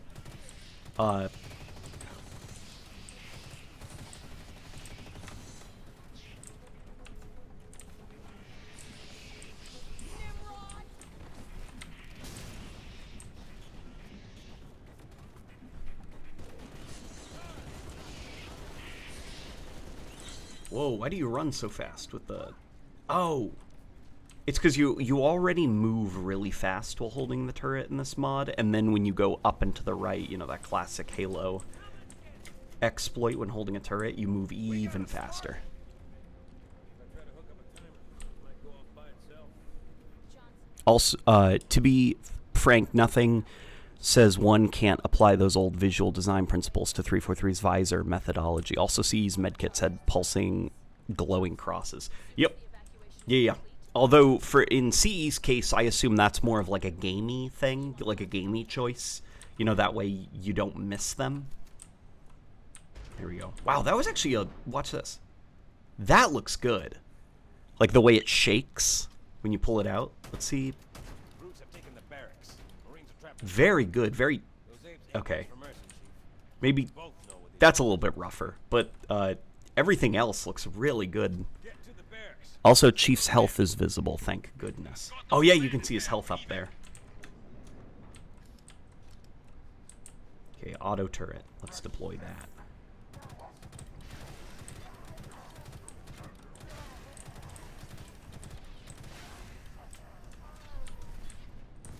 What about your favorite banished weapon design? In Halo Infinite, probably the Mangler. The Mangler or the Stalker rifle, maybe. The Skewer also looks pretty good. What I really like, though, is I like the Halo Wars 2 Brute Spikers. Those things look pretty badass.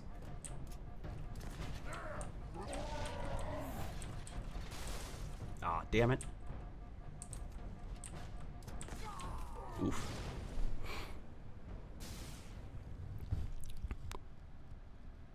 Then escort them to the landing That is cool. The shotgun looks awesome in Halo 3.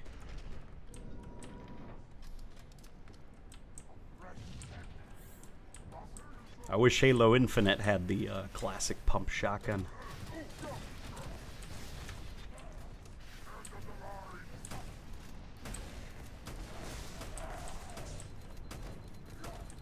Some of the weapons don't function quite like they should. Like, this thing's not fully auto like it is in Halo Infinite. Oh boy.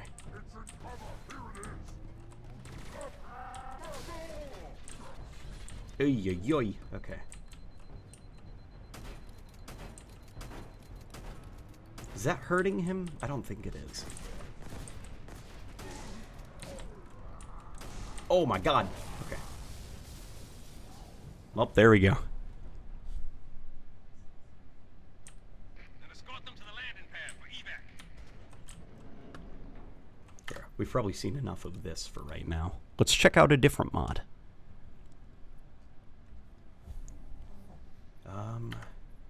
Campaigns, Halo 3, Ultimate Firefight series, which I've actually... Let's look at this. So this is actually cool. I tried playing it, but it crashed, which sucks, but hopefully this time all goes well. Good evening, John. Late night in chat. First time catching a stream. Finally have a proper PC and bought myself MCC finally. Hey, get yourself some mods. Get yourself some mods. Enjoy yourself. Treat yourself.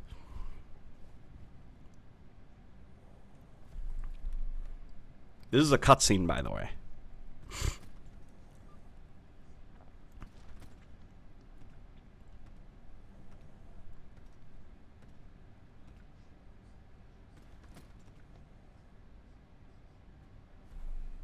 Okay, now it's playable. There was a different cutscene the last time that I played this mod. Or tried to before it crashed. So I wonder if it's been updated since I last played. Here, let's make sure the FOV is low. Oof, that's a little bit too high for the stream. I like, for those of you joining, I like playing on a low FOV when I'm streaming, so that you can all appreciate what you're seeing, I guess. Because if it's like an insanely high FOV, I think that it looks awful on stream. Here, melee, set to F, throw grenade, middle mouse button, action, change weapon. Select next grenade, use armor ability. There we go. Okay. I think that it looks better on a stream when you're playing at a low FOV because you can see more of like the game's visuals than if it's like, here, watch. Burr. If it's like we're running around like this, we're just like, hey guys, what's going on? Whoa, whoa, wow! Look at the graphics. Look how crazy it looked. Like, nah, you want to see like the enemies looking really big on the screen. You know, look at that. You can see the jackal now. Whereas like this, look how tiny it is on the screen. God forbid if you're playing the stream on a phone. You know.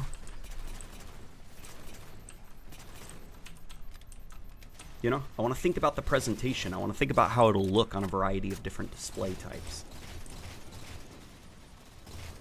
Where's that elite running off to?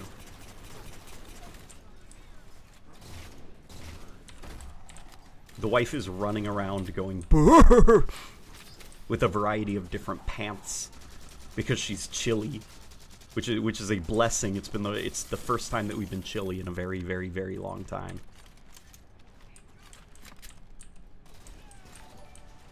Bulldog is a pump-action shotgun, though, unless you're referring to the shell loading. Yes, yes, yes. Shell loading shotgun, in which case I present to you the Heatwave. Heatwave, though, isn't quite what I'm looking for. It's got a little bit too much range to it. Ooh, boy. Okay. Andrew, as a connoisseur of the infection game type, I promise you there is a very big difference between the Heatwave and the shell loading shotgun. Unfortunately, the Heatwave just cannot fulfill the same role. That's not to say the Heatwave's bad. It's like probably my favorite new gun in Halo since the sticky detonator.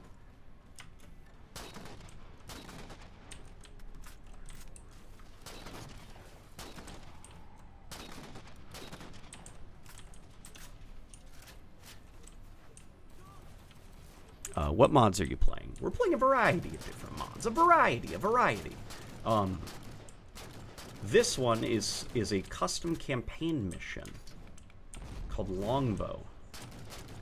But yeah, the Covenant AI in Halo 4 use kind of like a slightly tweaked.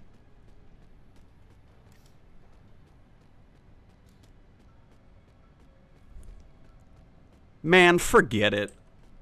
Forget what I was gonna say. That was comedic timing.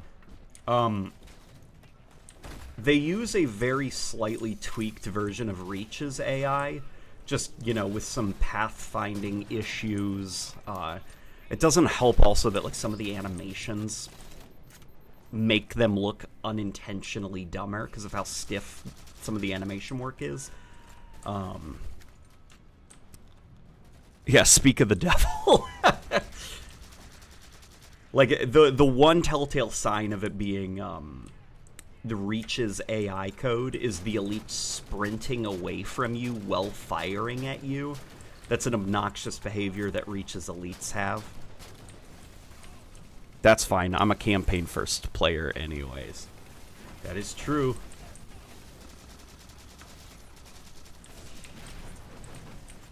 I think tweak is the right word. Yeah. That jackal was definitely tweaking. Let's see what's up here. Anything interesting to grab? Where you going, little buddy? Dude, it's crazy jumping from like Combat Evolved to Halo 4 and just seeing how stiff everybody looks. Like how just expressionless and kind of bland their expressions are in Halo 4. And then you jump over to Halo Infinite, and it's like that Combat Evolved level of cartoonish exaggeration is back in the Banished. Like, the Banished really are a lot of fun to fight. They're very expressive.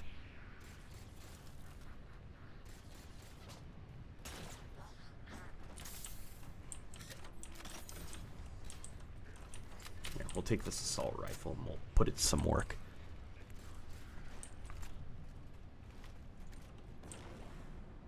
I can't wait to see the new UI that is apparently coming to Halo Infinite. What's up with that? I know some of the prominent Halo Infinite leakers say that there might be and by prominent I mean basically Serasia and Bathrobe Spartan. They're the only leakers, at least that I would listen to.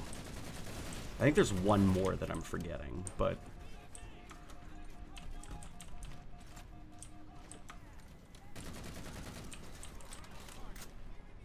yeah, Serasia and Bathrobe Spartan mentioned that there might be a UI overhaul coming to Halo Infinite, but I don't know. I'm not holding my breath.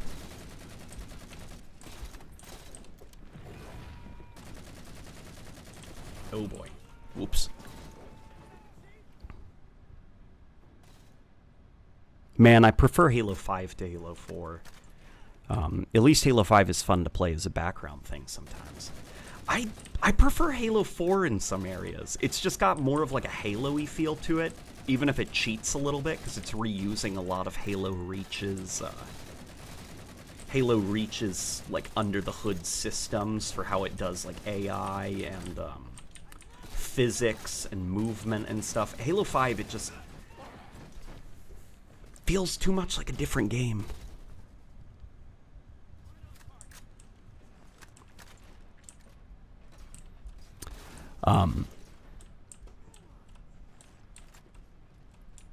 I can't take the Lord Hood VTuber thing seriously, and once I saw the Jackal doing its thing, I burst out laughing. Yeah, that was probably a great moment. Just Lord Hood sitting here witnessing. Which assault rifle sound is my favorite? Oof. I'm going to go with either the Halo Reach one or the Combat Evolved Anniversary assault rifle. The Combat Evolved Anniversary assault rifle sounds, it's like respectful of the original sound while giving it enough bass to give it power.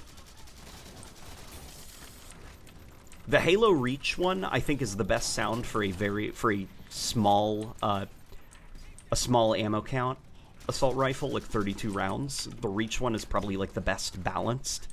And then the Combat Evolved Anniversary assault rifle just sounds so good.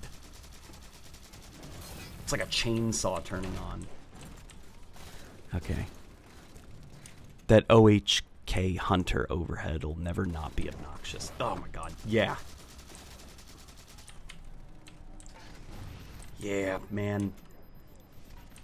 I talked to one of the campaign designers back when I did the evolution of the Hunters, and there was a lot of interesting stuff talking about, like, just like how hard it was to kind of work with the Hunters and finesse them into something a little bit more, like with Halo 5, what they wanted to do is they wanted to turn Hunters into more of like a boss fight or like a puzzle for a squad to solve, which involved making sure that you couldn't reliably take down a Hunter in the classic way, you know, getting close to it and stuff. And they also wanted it to be a lot faster to encourage you to use your thrusters more. And then when moving it over to Halo Infinite, after the Crusher was cut, and they were like, all right, I guess we're bringing back the Hunters. Because once upon a time, Halo Infinite had no Hunters. They were not going to be part of the Banished. When the Crusher enemy type was cut, they brought back the Hunters from Halo 5, gave it a new model that was more inspired by the Halo Reach design, and they were not able to get the Hunters into a place that they were happy with because it was still tuned for, you know, a squad of 4 fighting against it.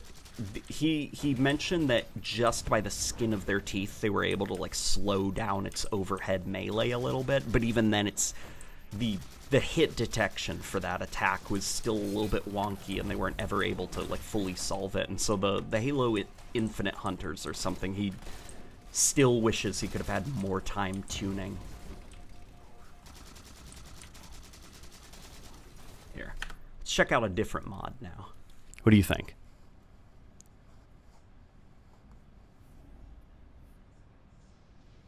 The Halo 4 AR sounds meaty. It sounds very meaty. I just think it might be too dominating in the audio spectrum.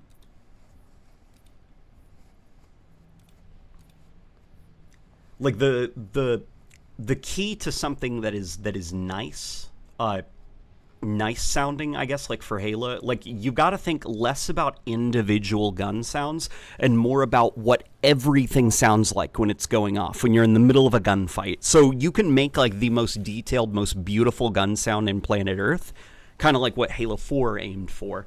But when they're all going off at once, it sounds kind of like a cacophony of just screeching and scratching. And it's very hard to kind of, Halo 4 is a game that gives me a bit of a headache if I play it for too long, just because of how scratchy the audio spectrum is. And so I find that the Reach one has enough dullness to it, to where it sounds good, like all the sounds sound really good and complement each other in the heat of a gunfight.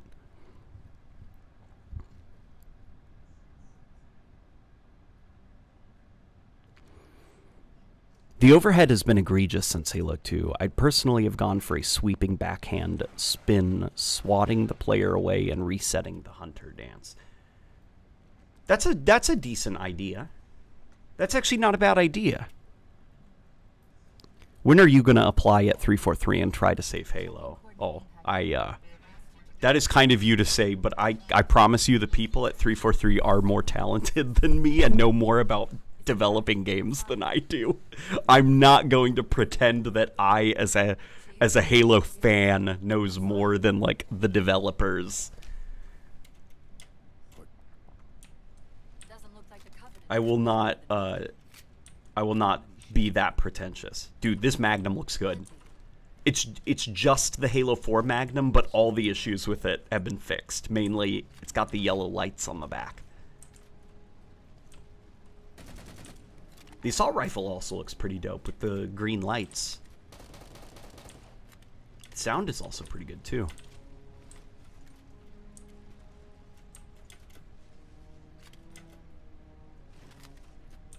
Pick up the storm rifle. Whoa, a new design for the storm rifle. That's cool looking. That's cool looking as like a little modification to the storm rifle. I think all they did was take off the barrel. Let's see if the weapons are still up here. Hey, the sniper's got its green back, as well as some red lights on it. That's cool. I'm happy to see that.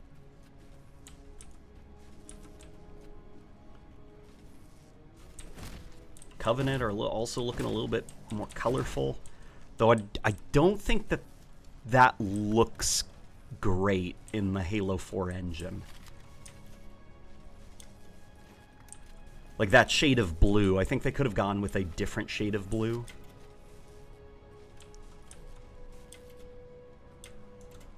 Oh boy. Well, here we go. All right, let's run this way.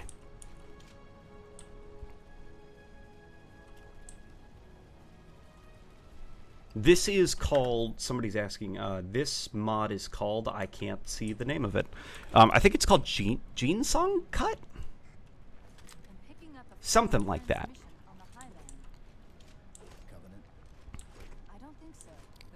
Just wait until you meet the Forerunner. I think I've seen the modder uses the pre-release one, right? Where the Forerunners have like the porcelain doll faces that look very creepy. I like that quite a bit.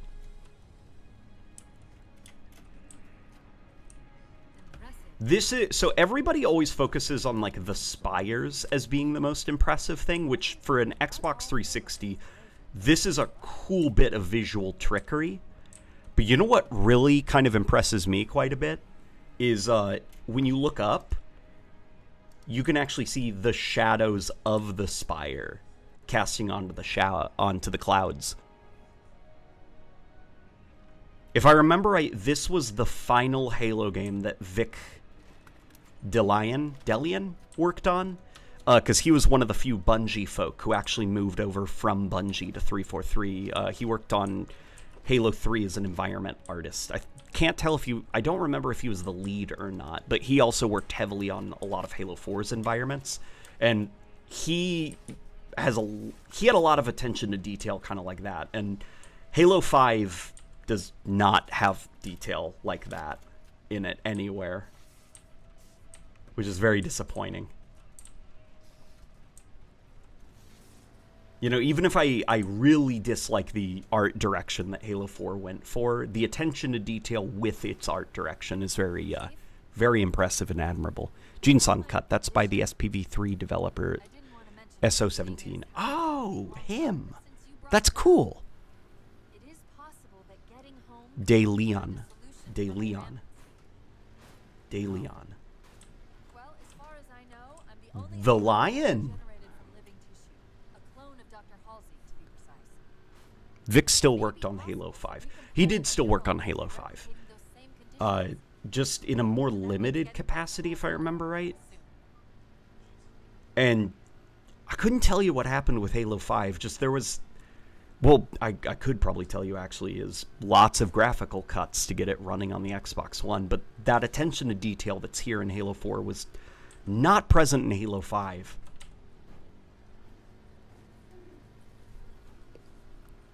I just heard my wife giggling in the other room, which means she heard me say, "The lion." Hearing that strange signal again. Stronger this time. Do you think there's something to it? I'm curious more than anything. Its behavior is odd. This is also something I quite like in Halo 4. Even if it's not quite as impressive as Halo 3's water simulation, these puddles look great.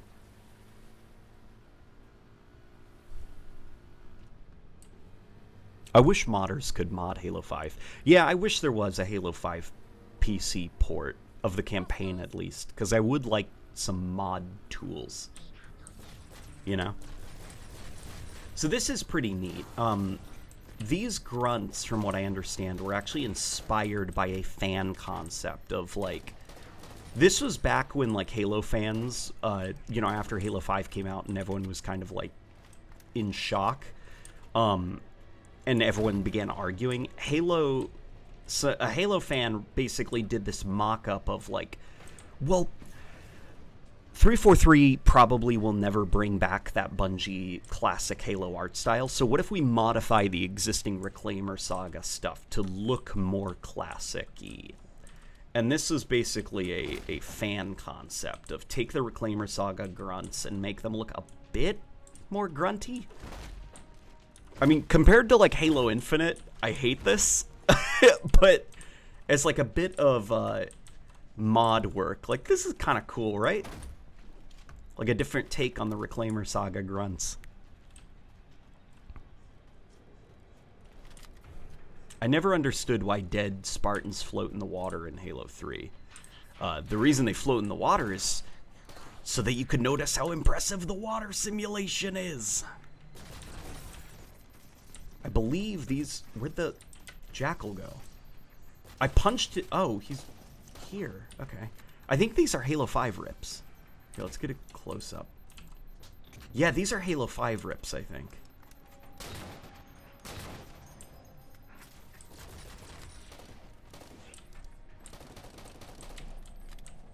I could be totally talking out of my ass, though. Always crazy that Halo 3 graphics were supported on the 360. Not too crazy. Not too crazy. Halo 4 is a game that hides a lot of its limitations very well. But if you know what to look at, it's very easy to see how held back it is. Because in some ways, if you stop and just look, it looks worse than Halo Reach. It just disguises it very, very well. And keep in mind also that this mod makes a lot of improvements to things like textures and particle effects and stuff. Hey, there he goes. Here, let's grab these.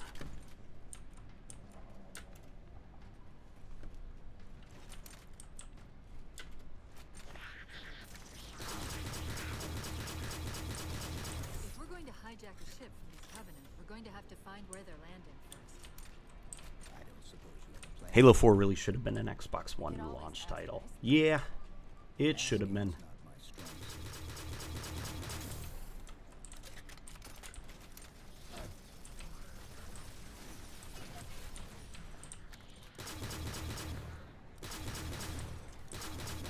I do sometimes worry, though, about what would have happened to the game if it was given more time to cook in the oven.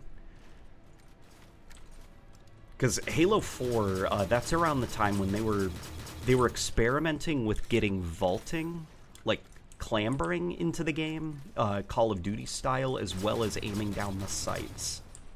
And I believe they cut those for time purposes, like they just couldn't get them working in time. As well as a couple of other kill streaks in the multiplayer. So it's like, it would be cool to see what would happen if they had an extra year and this was a Xbox One launch title, but it would also be like all the Halo 4-y aspects of Halo, or all the Call of Duty aspects of Halo 4 probably would have been even worse. Because they would have had more time to cook.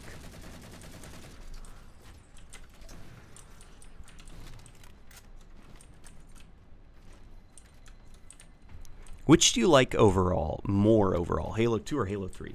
Halo 2's story clears Halo 3's story by a country mile. Like, it's not even a competition there. But as a campaign to play through, I do prefer Halo 3's campaign over Halo 2's.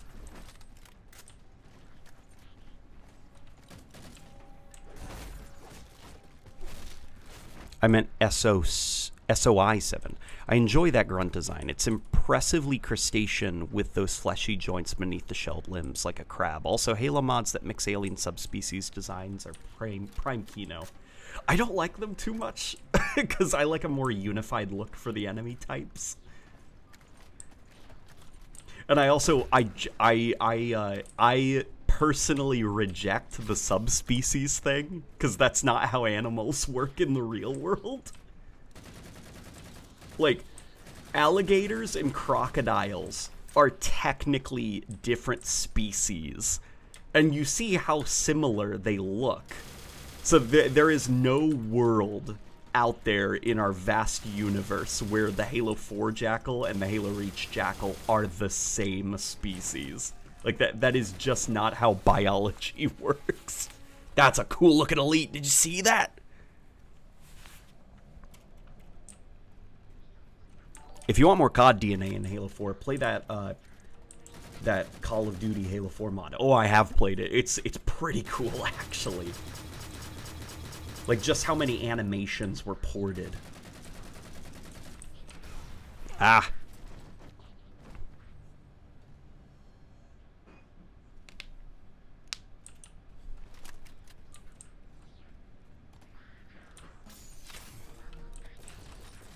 Oh my god, this is hilarious. Look, he got rid of the little fin that the Halo Reach plasma pistol model has. I know a lot of people really do not like that fin.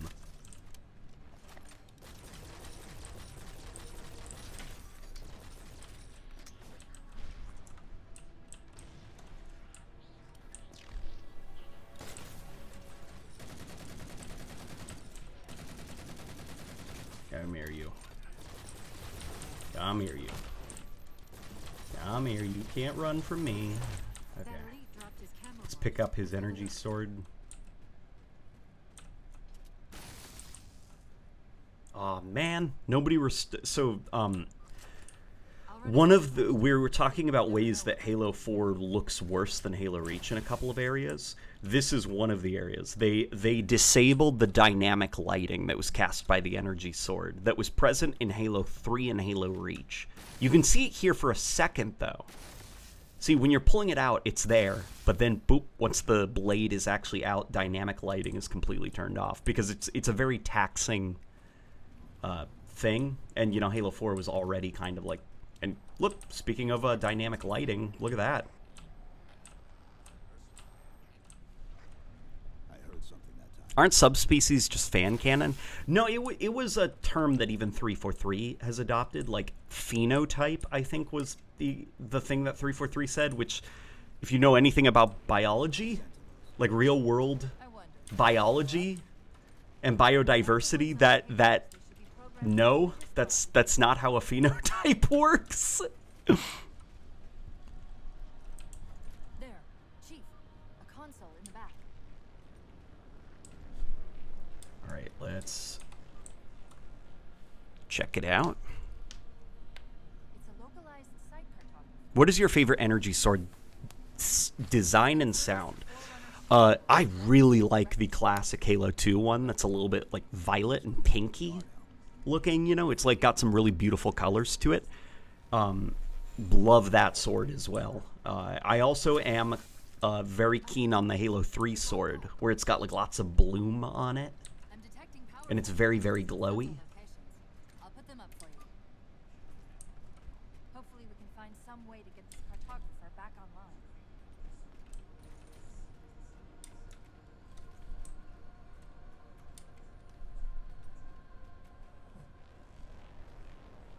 Your recent video on Halo 2 is really awesome. It's a shame we never got to see it in action. Oh yeah, the way Halo 2 is supposed to ship, right? What's it doing? It's all right. This energy Yeah, is mostly a I wish we thermal- lived in a world. In a world. cycling response My to voice the just cracked stars. there. That was... Pretend you didn't hear that. I wish we got to live in a world where we got to experience Halo 2 with the stencil engine that they almost shipped with. We'll have to locate its twin. Alright. Yeah, let's run up this way.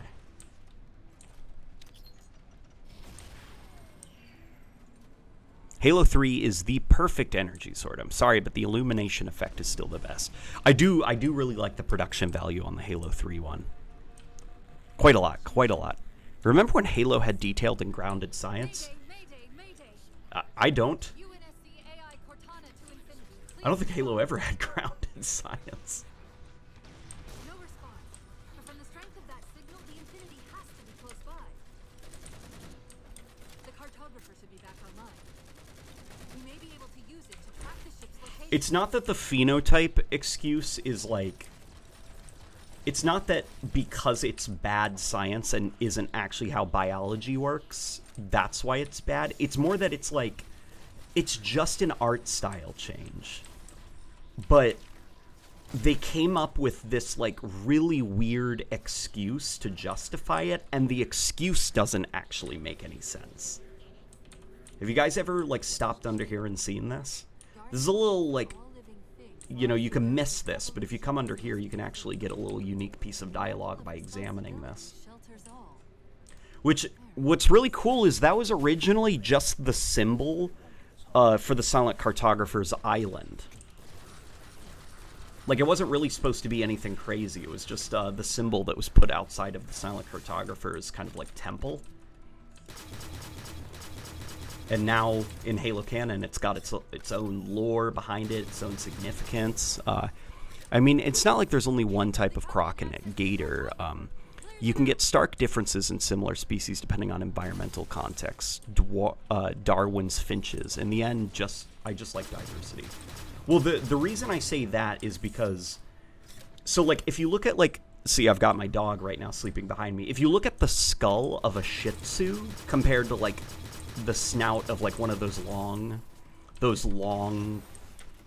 snouted dogs, I can't think of like any specific one, but you know, like they all are the same. Like they've got the same bone structure. They're all very clearly the same species, even though there's a lot of diversity in like their lengths and stuff like that.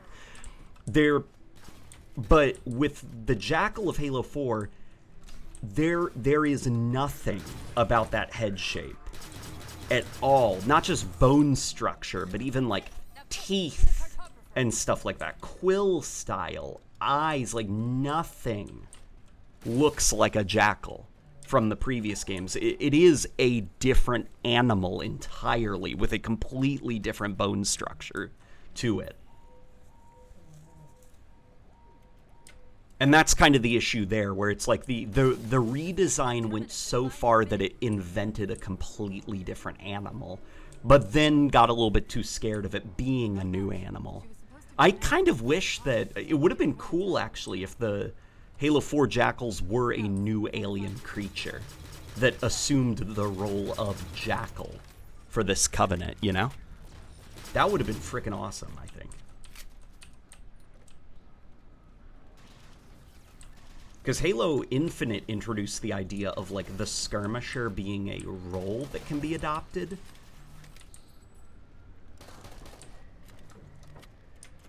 And you know, it would be cool if like those Halo 4 jackals are just a different alien.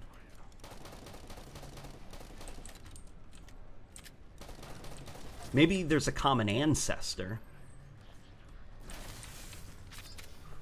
Oof. The thing about finches, those are breeds.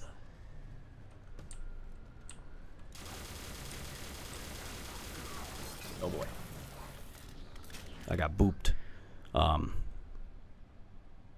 A breed and a subspecies are not the same thing. Yeah. I prefer my aliens looking very uniform and tidy.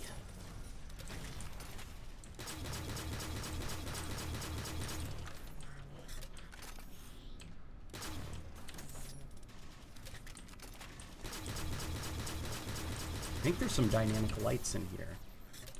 Just because look at the pop in there. So that's kind of cool. Here, let's run up ahead. Let's pick up the pace a little bit. See if we can get to the shotgun, you know?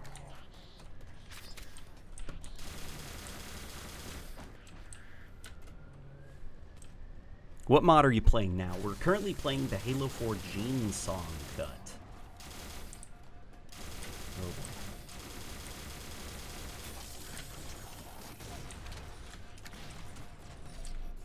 Oh my god, that grunt's gonna kill me. Yep. Yoo-hoo! There goes Chief. Wahoo! Okay, let's take this a little bit more seriously, fellas.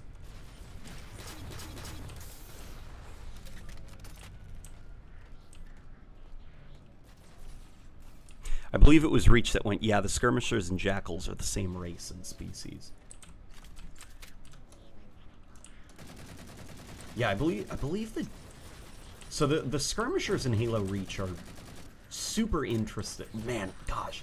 I don't want to go crazy about the jackals right now just because I'm still working on the evolution of the jackals. But dude, the jackals are such a crazy alien.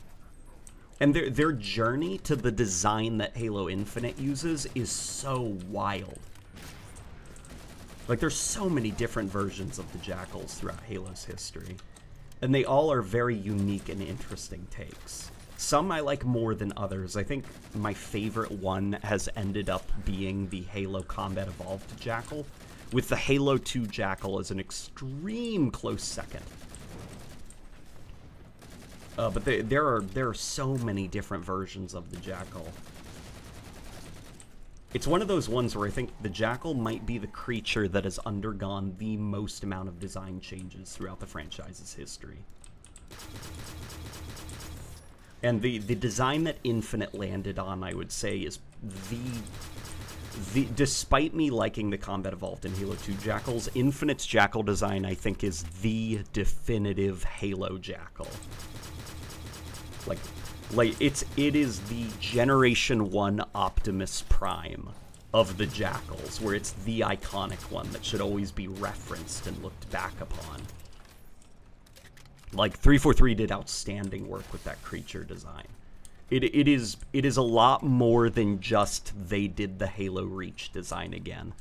Because they took the Reach design and they actually cleaned up a lot of different areas of it that looked pretty goofy. Twisted some of the proportions a little bit to make the creature look more flattering when it's in motion. Just really, really good work on the jackals in Halo Reach. Or Halo Infinite, I mean.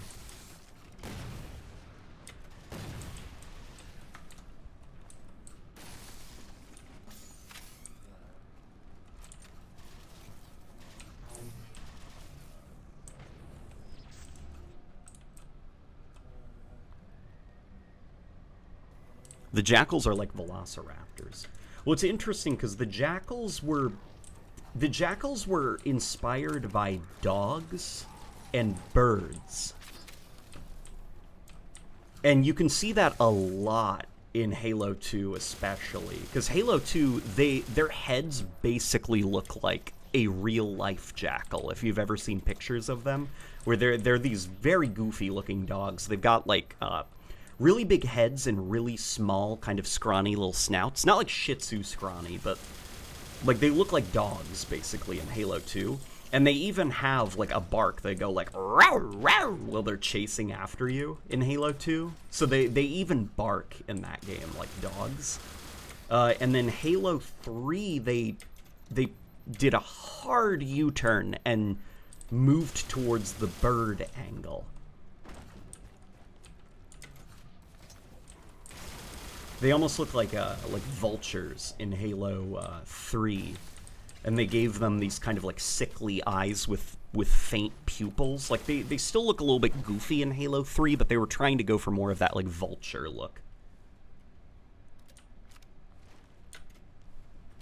I mean, one could argue the same about CE Jackals, given their starkly unique appearance versus future iterations, though I digress. In my opinion, I feel this issue could be solved with simple terminology change. Yep, I'm there with you. Yeah, and I totally agree on the point about Combat Evolved's Jackal changes as well, that those also look like a just fundamentally different animal.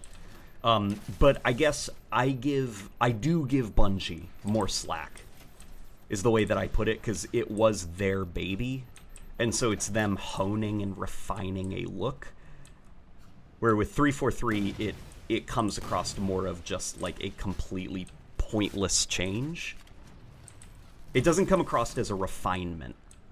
It comes across as just a completely different look that has very little in common with previous incarnations. What is going on with this Banshee? Okay, let's get out of here.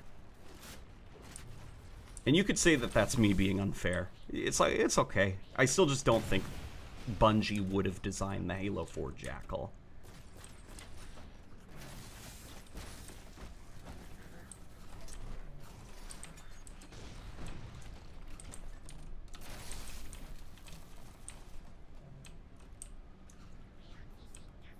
Yeah, CE Jackals are freaking awesome. I freaking love those little guys. And their animations are great, too, in Combat Evolved. Like, Combat Evolved doesn't have any ragdoll physics, but it benefits from every animation having to be very, very carefully handcrafted. Look, this is super interesting. It's the only real place in this game where you can see, like, these crystals. And I don't quite know what to make of them.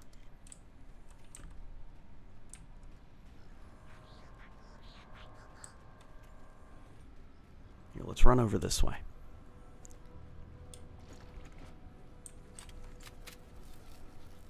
Anything interesting over here? I mean, Magnum. Oh, yeah, but like...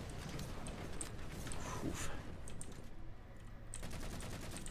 Usually there's like a buttload of stuff over here.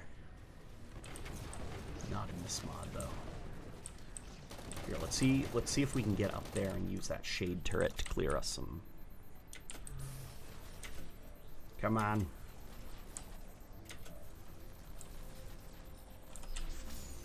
Oh boy. Oops. Oh gosh, I've made a tactical error. Okay.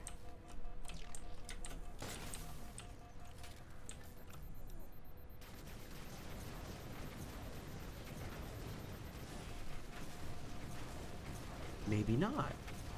Maybe I'll just get out of this by the skin of my teeth. Yeah, I think we're golden, guys.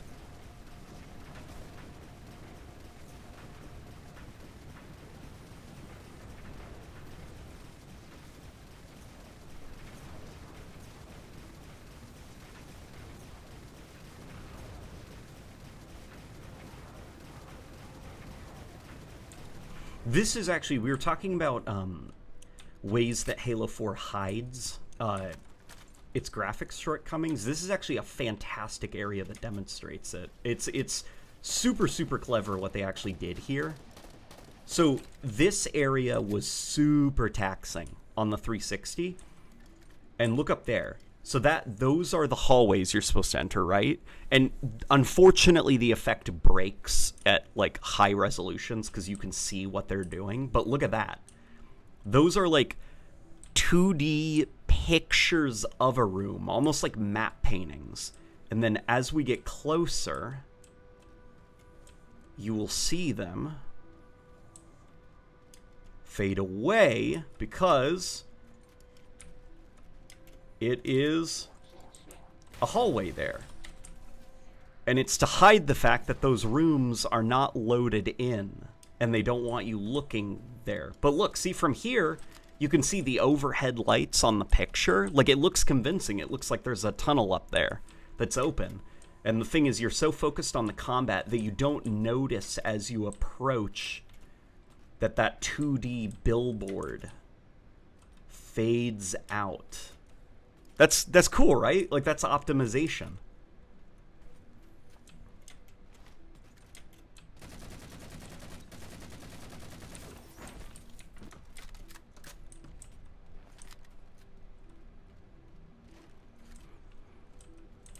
It was 343 putting their mark on the series they inherited. Nothing criminal. And I'm just the old Paso hard soft taco ad girl? Porque no los das? Dos? Oh god. Rebecca's about to come running from the other room to... She's gonna be very upset with my pronunciation. Here she comes. Oh no, I'm in trouble. Hi! Hi, babe. How is it pronounced? ¿Por qué no los das? Dos? ¿Por qué no los dos? Like that? I did it good? But it's a question, so you need to sound Oh, like you're ¿por qué asking. no los dos? Well, how would you say why not both? You know, say it like that. We're about to have our hands ¿Por full. qué no los dos? The elites just issued a Like that? general order. They're moving Okay, that's all good. ground teams to secure Oh, the tower yeah. entrance above Not us. too bad. Not I too tell you bad. por qué all the time. Mm-hmm. And I know what you mean when you ask me that. I'm learning Spanish. Via my wife. What is cleaning again? What? Limpiar? That's one that I learned yesterday. Cancelled by every Spanish speaker ever. Chunky.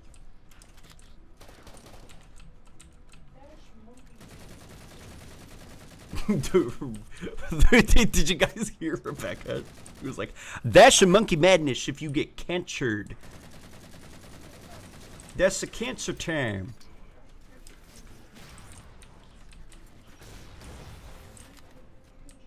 Yeah, we hate cancer kitchens. Oh boy.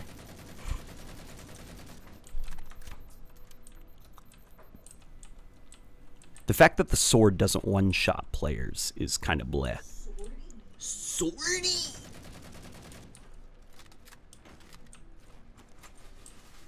This is a cool little modification to the beam rifle in this game. Gives it a little bit more of the beam rifle DNA. Beamy, beamy.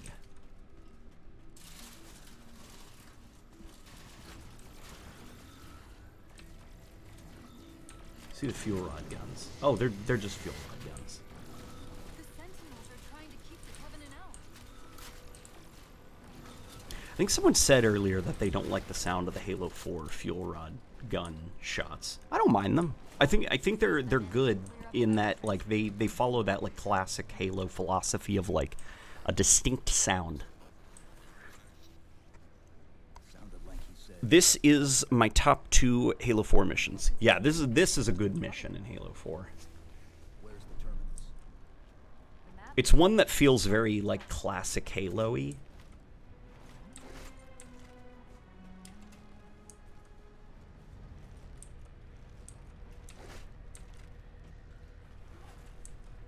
But this is also around the time when Halo 4 starts to get a little bit goofy.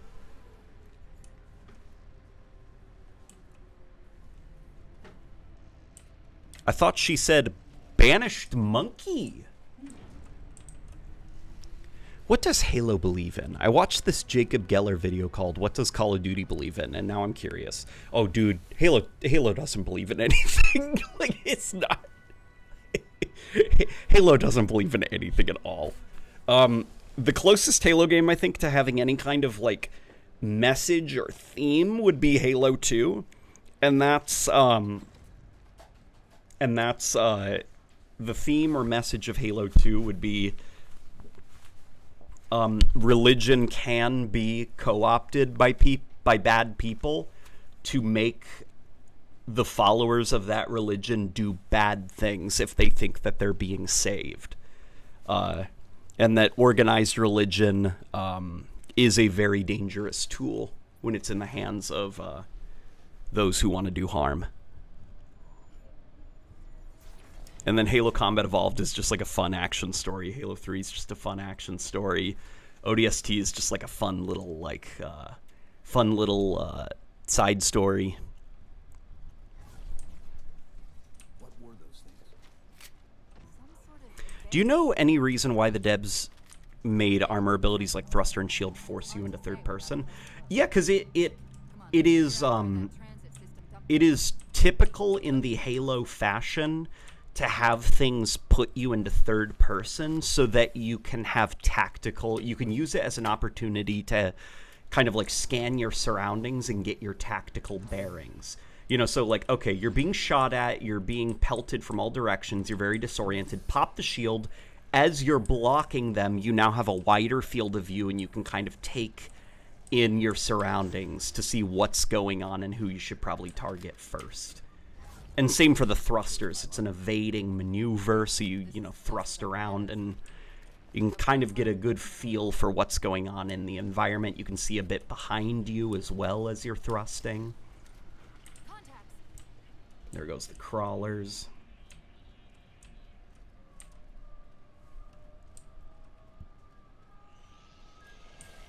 And they're back! Coming down the walls!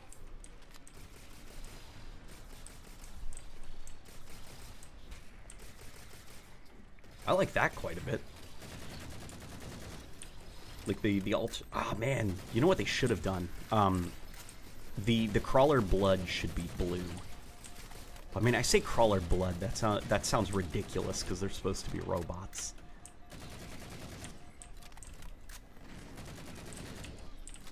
Those weren't the same thing. Here, let's pick up one of the bolt shots. Hey, it's a different color. That's cool. It's a bit like Halo Infinite. That's cool. I don't know, what do you guys think?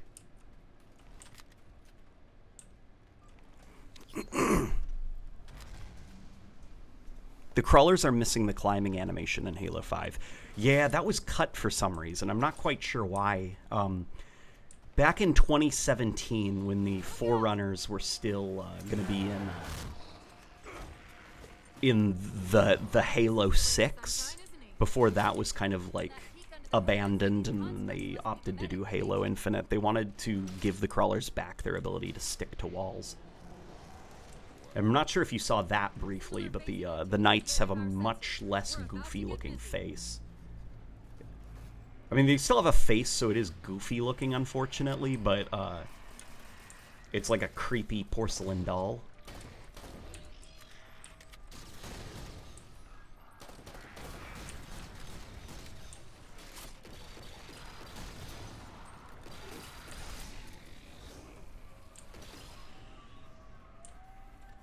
Pick up the light rifle.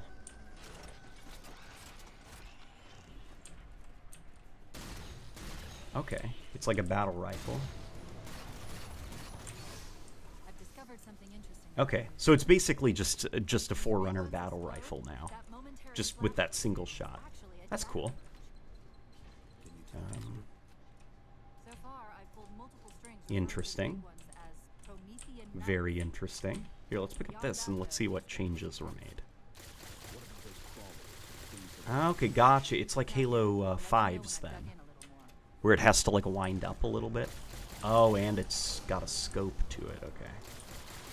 Oh, this is basically just Halo 5's. Okay. Gotcha, gotcha, gotcha. Okay.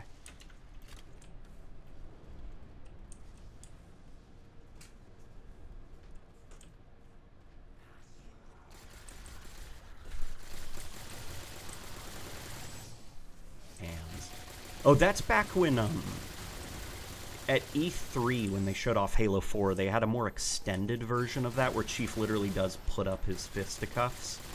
You know, like he's got his two fists up, like ready to throw punches with it. But that was also pretty. So keep in mind, back in the day, 2012, it was like the height of Call of Duty being the most popular game on planet Earth. But also we were approaching the height of people being really sick of Call of Duty. And at the time, it was very popular for first-person games to have random moments in the level where control is yanked away from you and your guy will start to do actions that are independent of what you've instructed him to do. So think of like those moments in Call of Duty where you get to the end of the level and then, whoa, a grenade goes off and your guy falls to the ground and then he crawls over to a thing, gets himself up off the ground and yells at somebody and then he will by himself run to the door for you. Like those kind of scripted first-person cutscenes. Oh, and you can't skip them. If you hit pause, like it just pauses the game because it's like an in-engine thing that's happening. Those moments were everywhere, and when Halo 4 was announced to be the first Halo game to also have those, it was not a fun time to be a Halo fan, because it was like, oh my god, they just want Halo to be Call of Duty now. So when I see those animations, I remember the kind of like, the collective like sigh that some people in the Halo community had when they saw that, because it was like, oh god. Get your Call of Duty out of Halo. I don't know. I feel Dune pulls off that message about religion better. Also, I get the idea behind the third-person dodge. Were it not so motion sickness inducing. Does it give you motion sick? I feel like keeping it in first person would have been pretty motion sickness inducing, because it's like a violent, sudden trajectory change. Like, you know, when crazy things are happening, letting you bump out to third person to get your bearings a little bit, that feels a little bit less motion sick inducing. It also helps that the Halo engine is very good at the seamless switching between first and third person, just like as a default.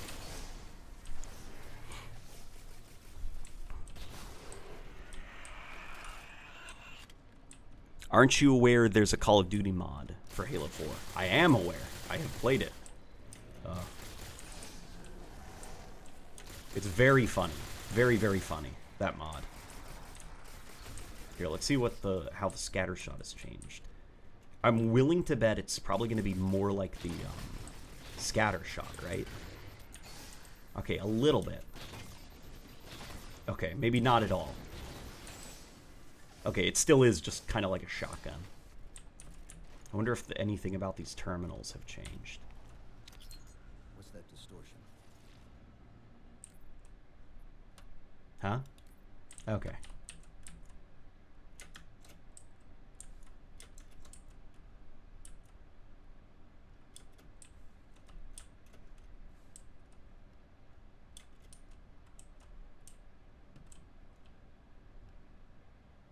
ODST started that in Halo.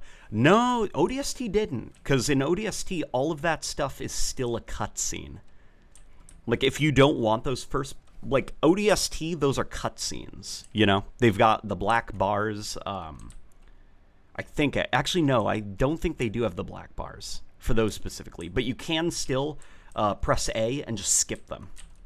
Halo 4, though, took away your ability to skip them, because it wanted it to be more like Call of Duty, where the idea is supposed to be that, like, wow, look how immersive this is, look at all these animations that are happening, but for some of us old school heads, it was just like, it was trend following. Like, the wounds of the Battlefield 3 campaign were still fresh in people's minds. And so seeing Halo also being like, we want to be Call of Duty too!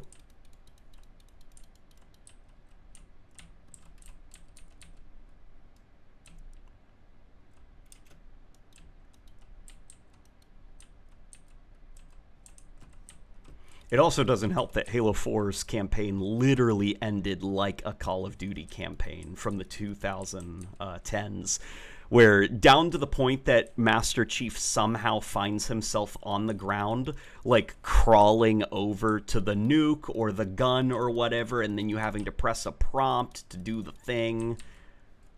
Like, every single Call of Duty campaign ended the same way, where your guy somehow finds himself on the ground crawling over to a thing or whatever so he can use it to beat the bad guy.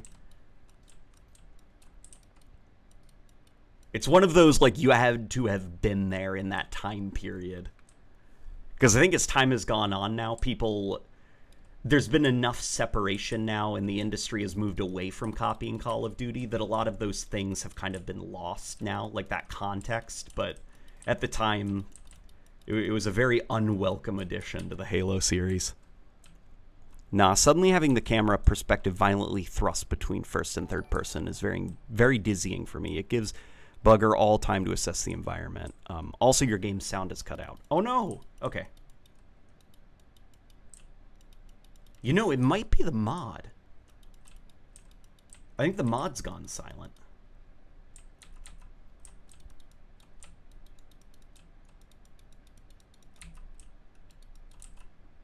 Here, let's skip to a different mission then.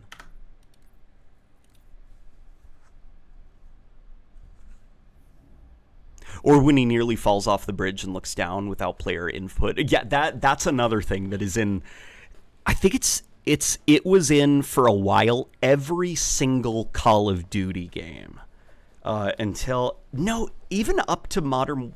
I think maybe Black Ops Cold War was finally the first Call of Duty game that did not include that animation, but it was like the one where your guy is hanging from a cliff with one hand, and then he looks down at his feet, and then looks back up and hoists himself over the edge.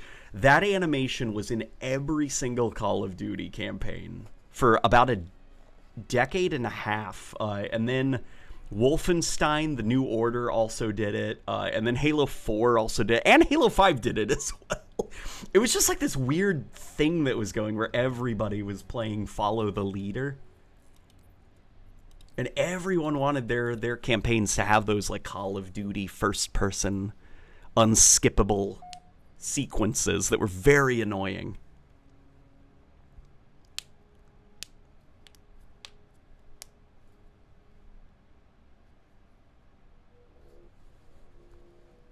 By the way, the Watchers have an unused weapon, the stasis rifle.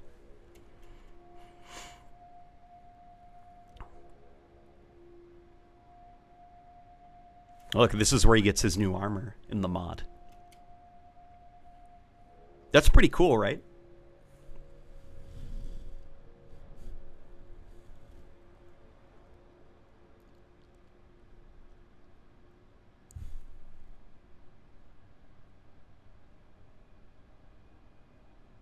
There's Del Rio.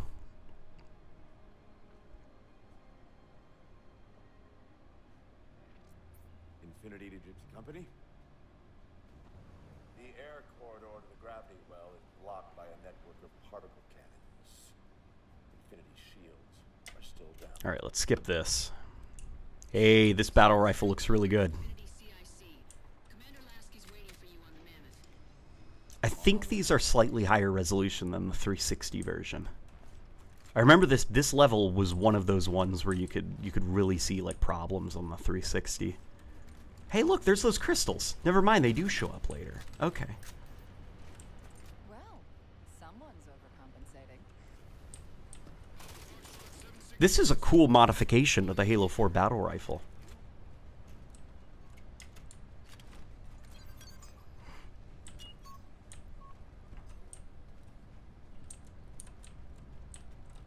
This is Reclaimer, right? Yeah. Okay. Here, let's go up this way. There's something really... So, from what I gather, I've got a buddy. He's a little bit spotty on his modding knowledge. Like, he knows what he's doing, don't get me wrong, but his Halo trivia is sometimes off. But the way he explained it to me, the way that 343 incorporated sprint into this game... is it still the reach armor ability sprint? Like the code treats them very similarly.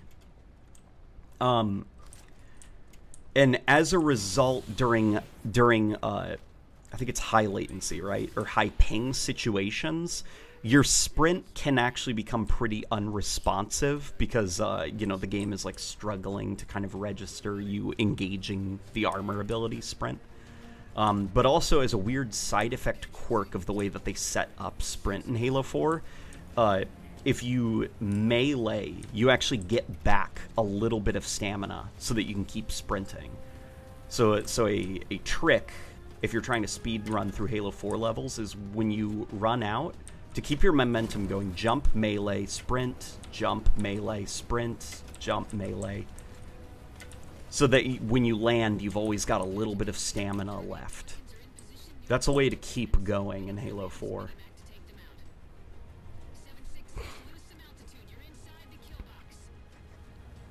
I'm sorry, but I hate this mission. I hate the mammoth. I don't mind this mission too much.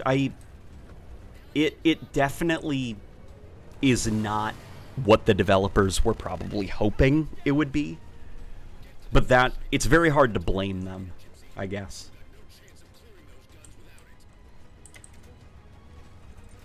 Like, this level was probably a pain to get working.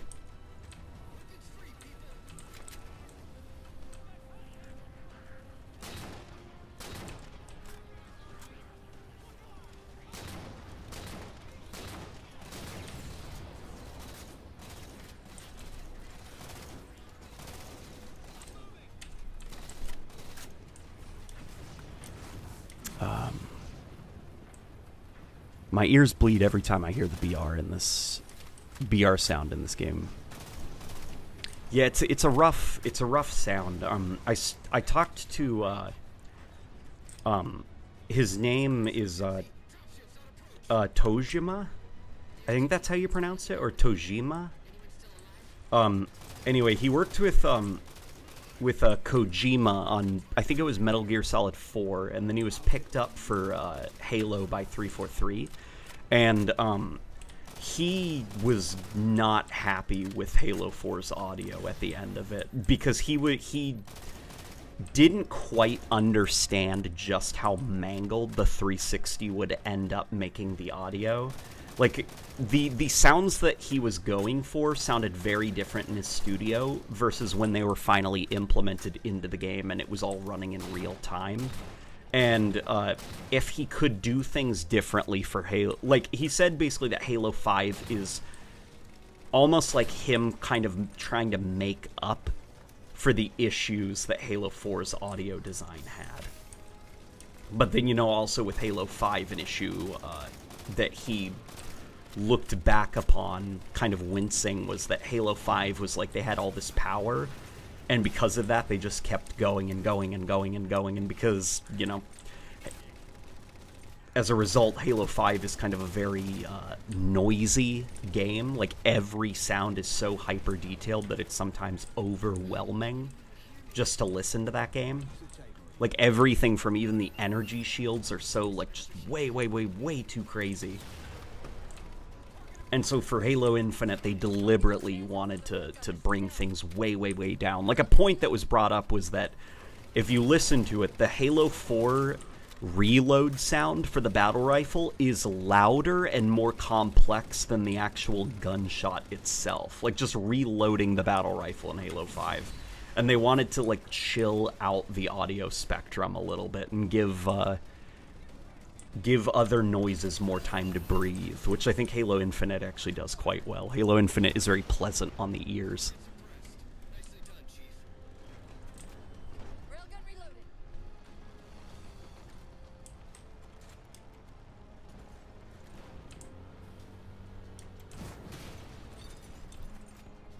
Do you have a Cortana streamer avatar?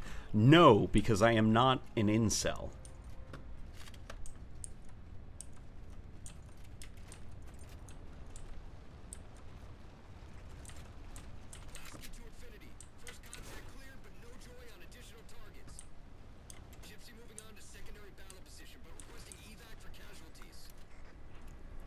And the last time the Lich didn't explode at all, and the Mammoth couldn't continue its path. Yeah, this level is very like buggy on the MCC. It's got a lot of problems. It's a little bit more stable on the 360, but even on the 360, it's got a lot of technical issues.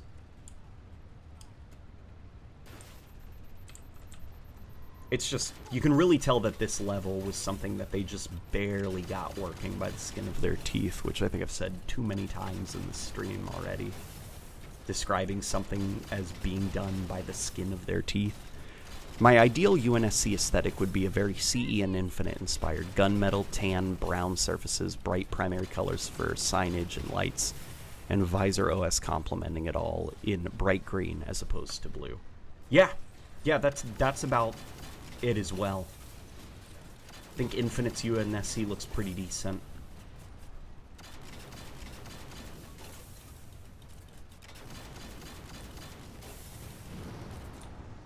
Really like the look of the UNSC in Halo Combat Evolved. Halo 3, I also quite like the look of the UNSC as well. I like the fatigues that the Marines wear.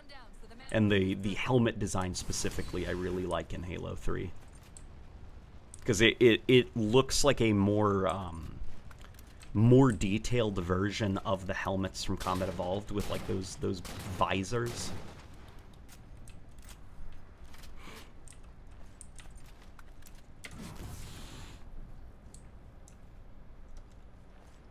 If you're going to stream as Cortana, do it like Ubernick and dress up as her. See, that would be funny, I think. Is if I let the wife do makeup on me, and we ordered that the Halo 5 Cortana costume, the Halloween costume, and I streamed as Cortana as some kind of milestone. That would be funny. There could probably be a lot of comedy that we could get out of that, but I'd fear that that would be too derivative, because Ubernick's already, like, done it.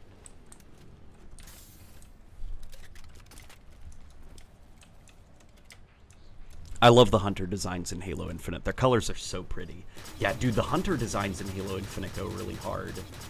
It's a great design in Halo Infinite. I love the detail. Hang on, this is me gonna be a geek for a second. Halo Infinite Hunter.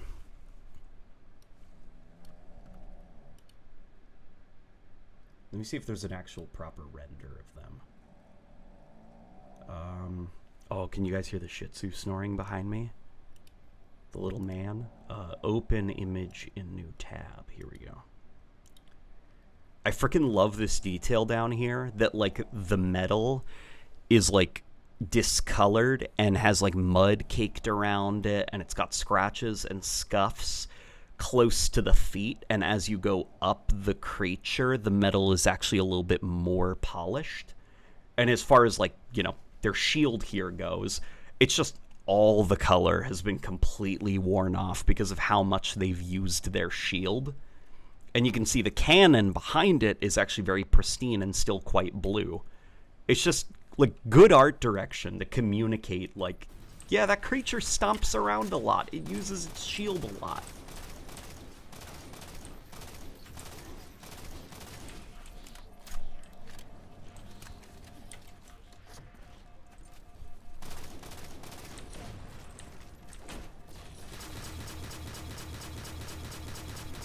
Here, we'll check out a different mod now.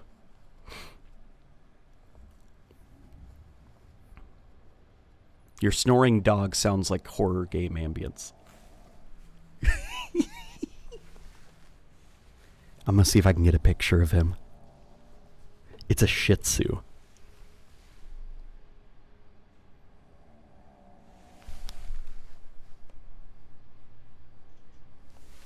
That's a good picture I just captured of him. All right. Let's check out another mod then. See what else we got. Ultimate Firefight Series, Halo 2 Anniversary. What do we got? Lemuria Rebalance. Let's play some Lemuria. What do you guys think?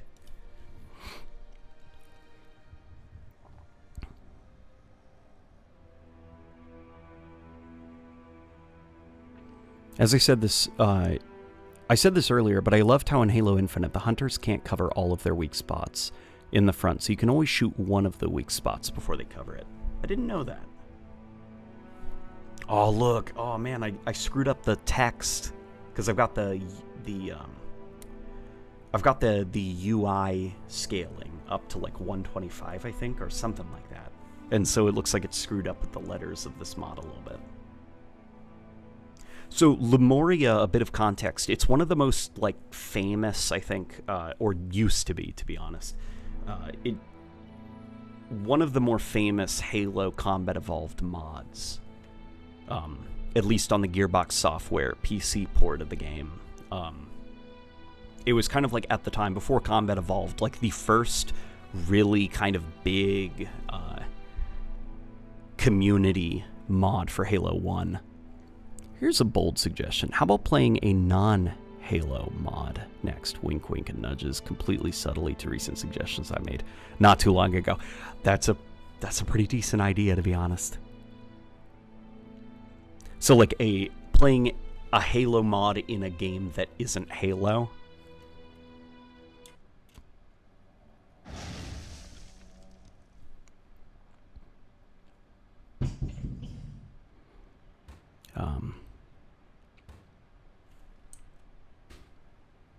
Here we go.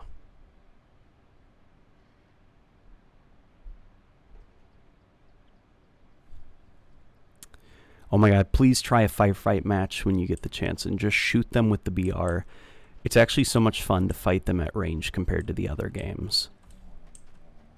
Which game are we talking about? Hunters?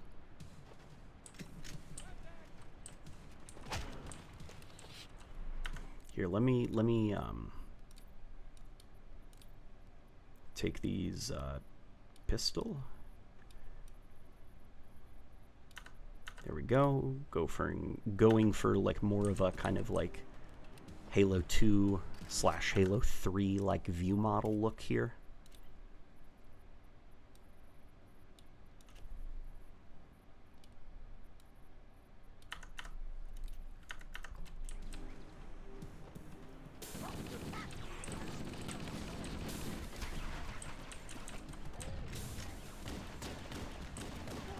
I forgot that there's a lot of view model kick added into this mod.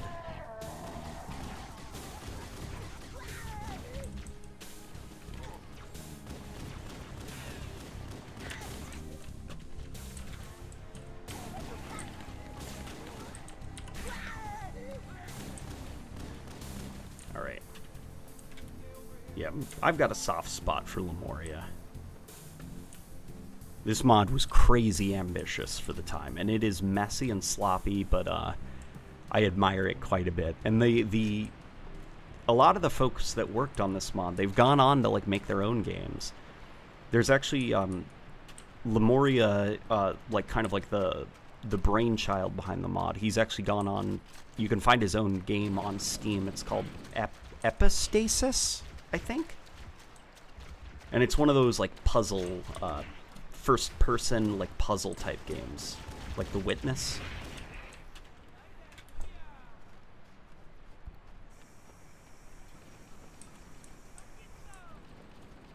I wish you could change weapon positions individually, and I mean individually between the assault rifle and the plasma rifle. Yeah, me too. Me too. I wish that as well. I specifically think of the Mauler in Halo 3. Because the Mauler, I think, is treated as a pistol, but it's held at a very different angle. I don't know. Here, guys, it is midnight. So I think that what I will be doing right now as we speak, as we communicate, is I will be wrapping up here.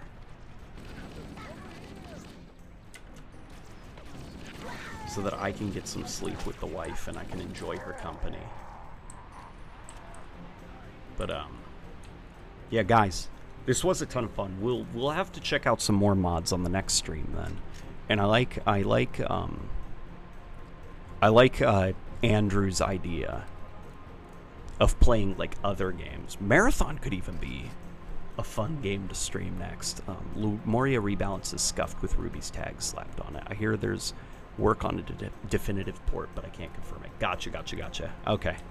Alrighty. Yeah, guys, thank you for joining me on this wonderful stream. It was good seeing you all. Andrew, awesome seeing you as usual, dude. But yeah, guys, I will thank you.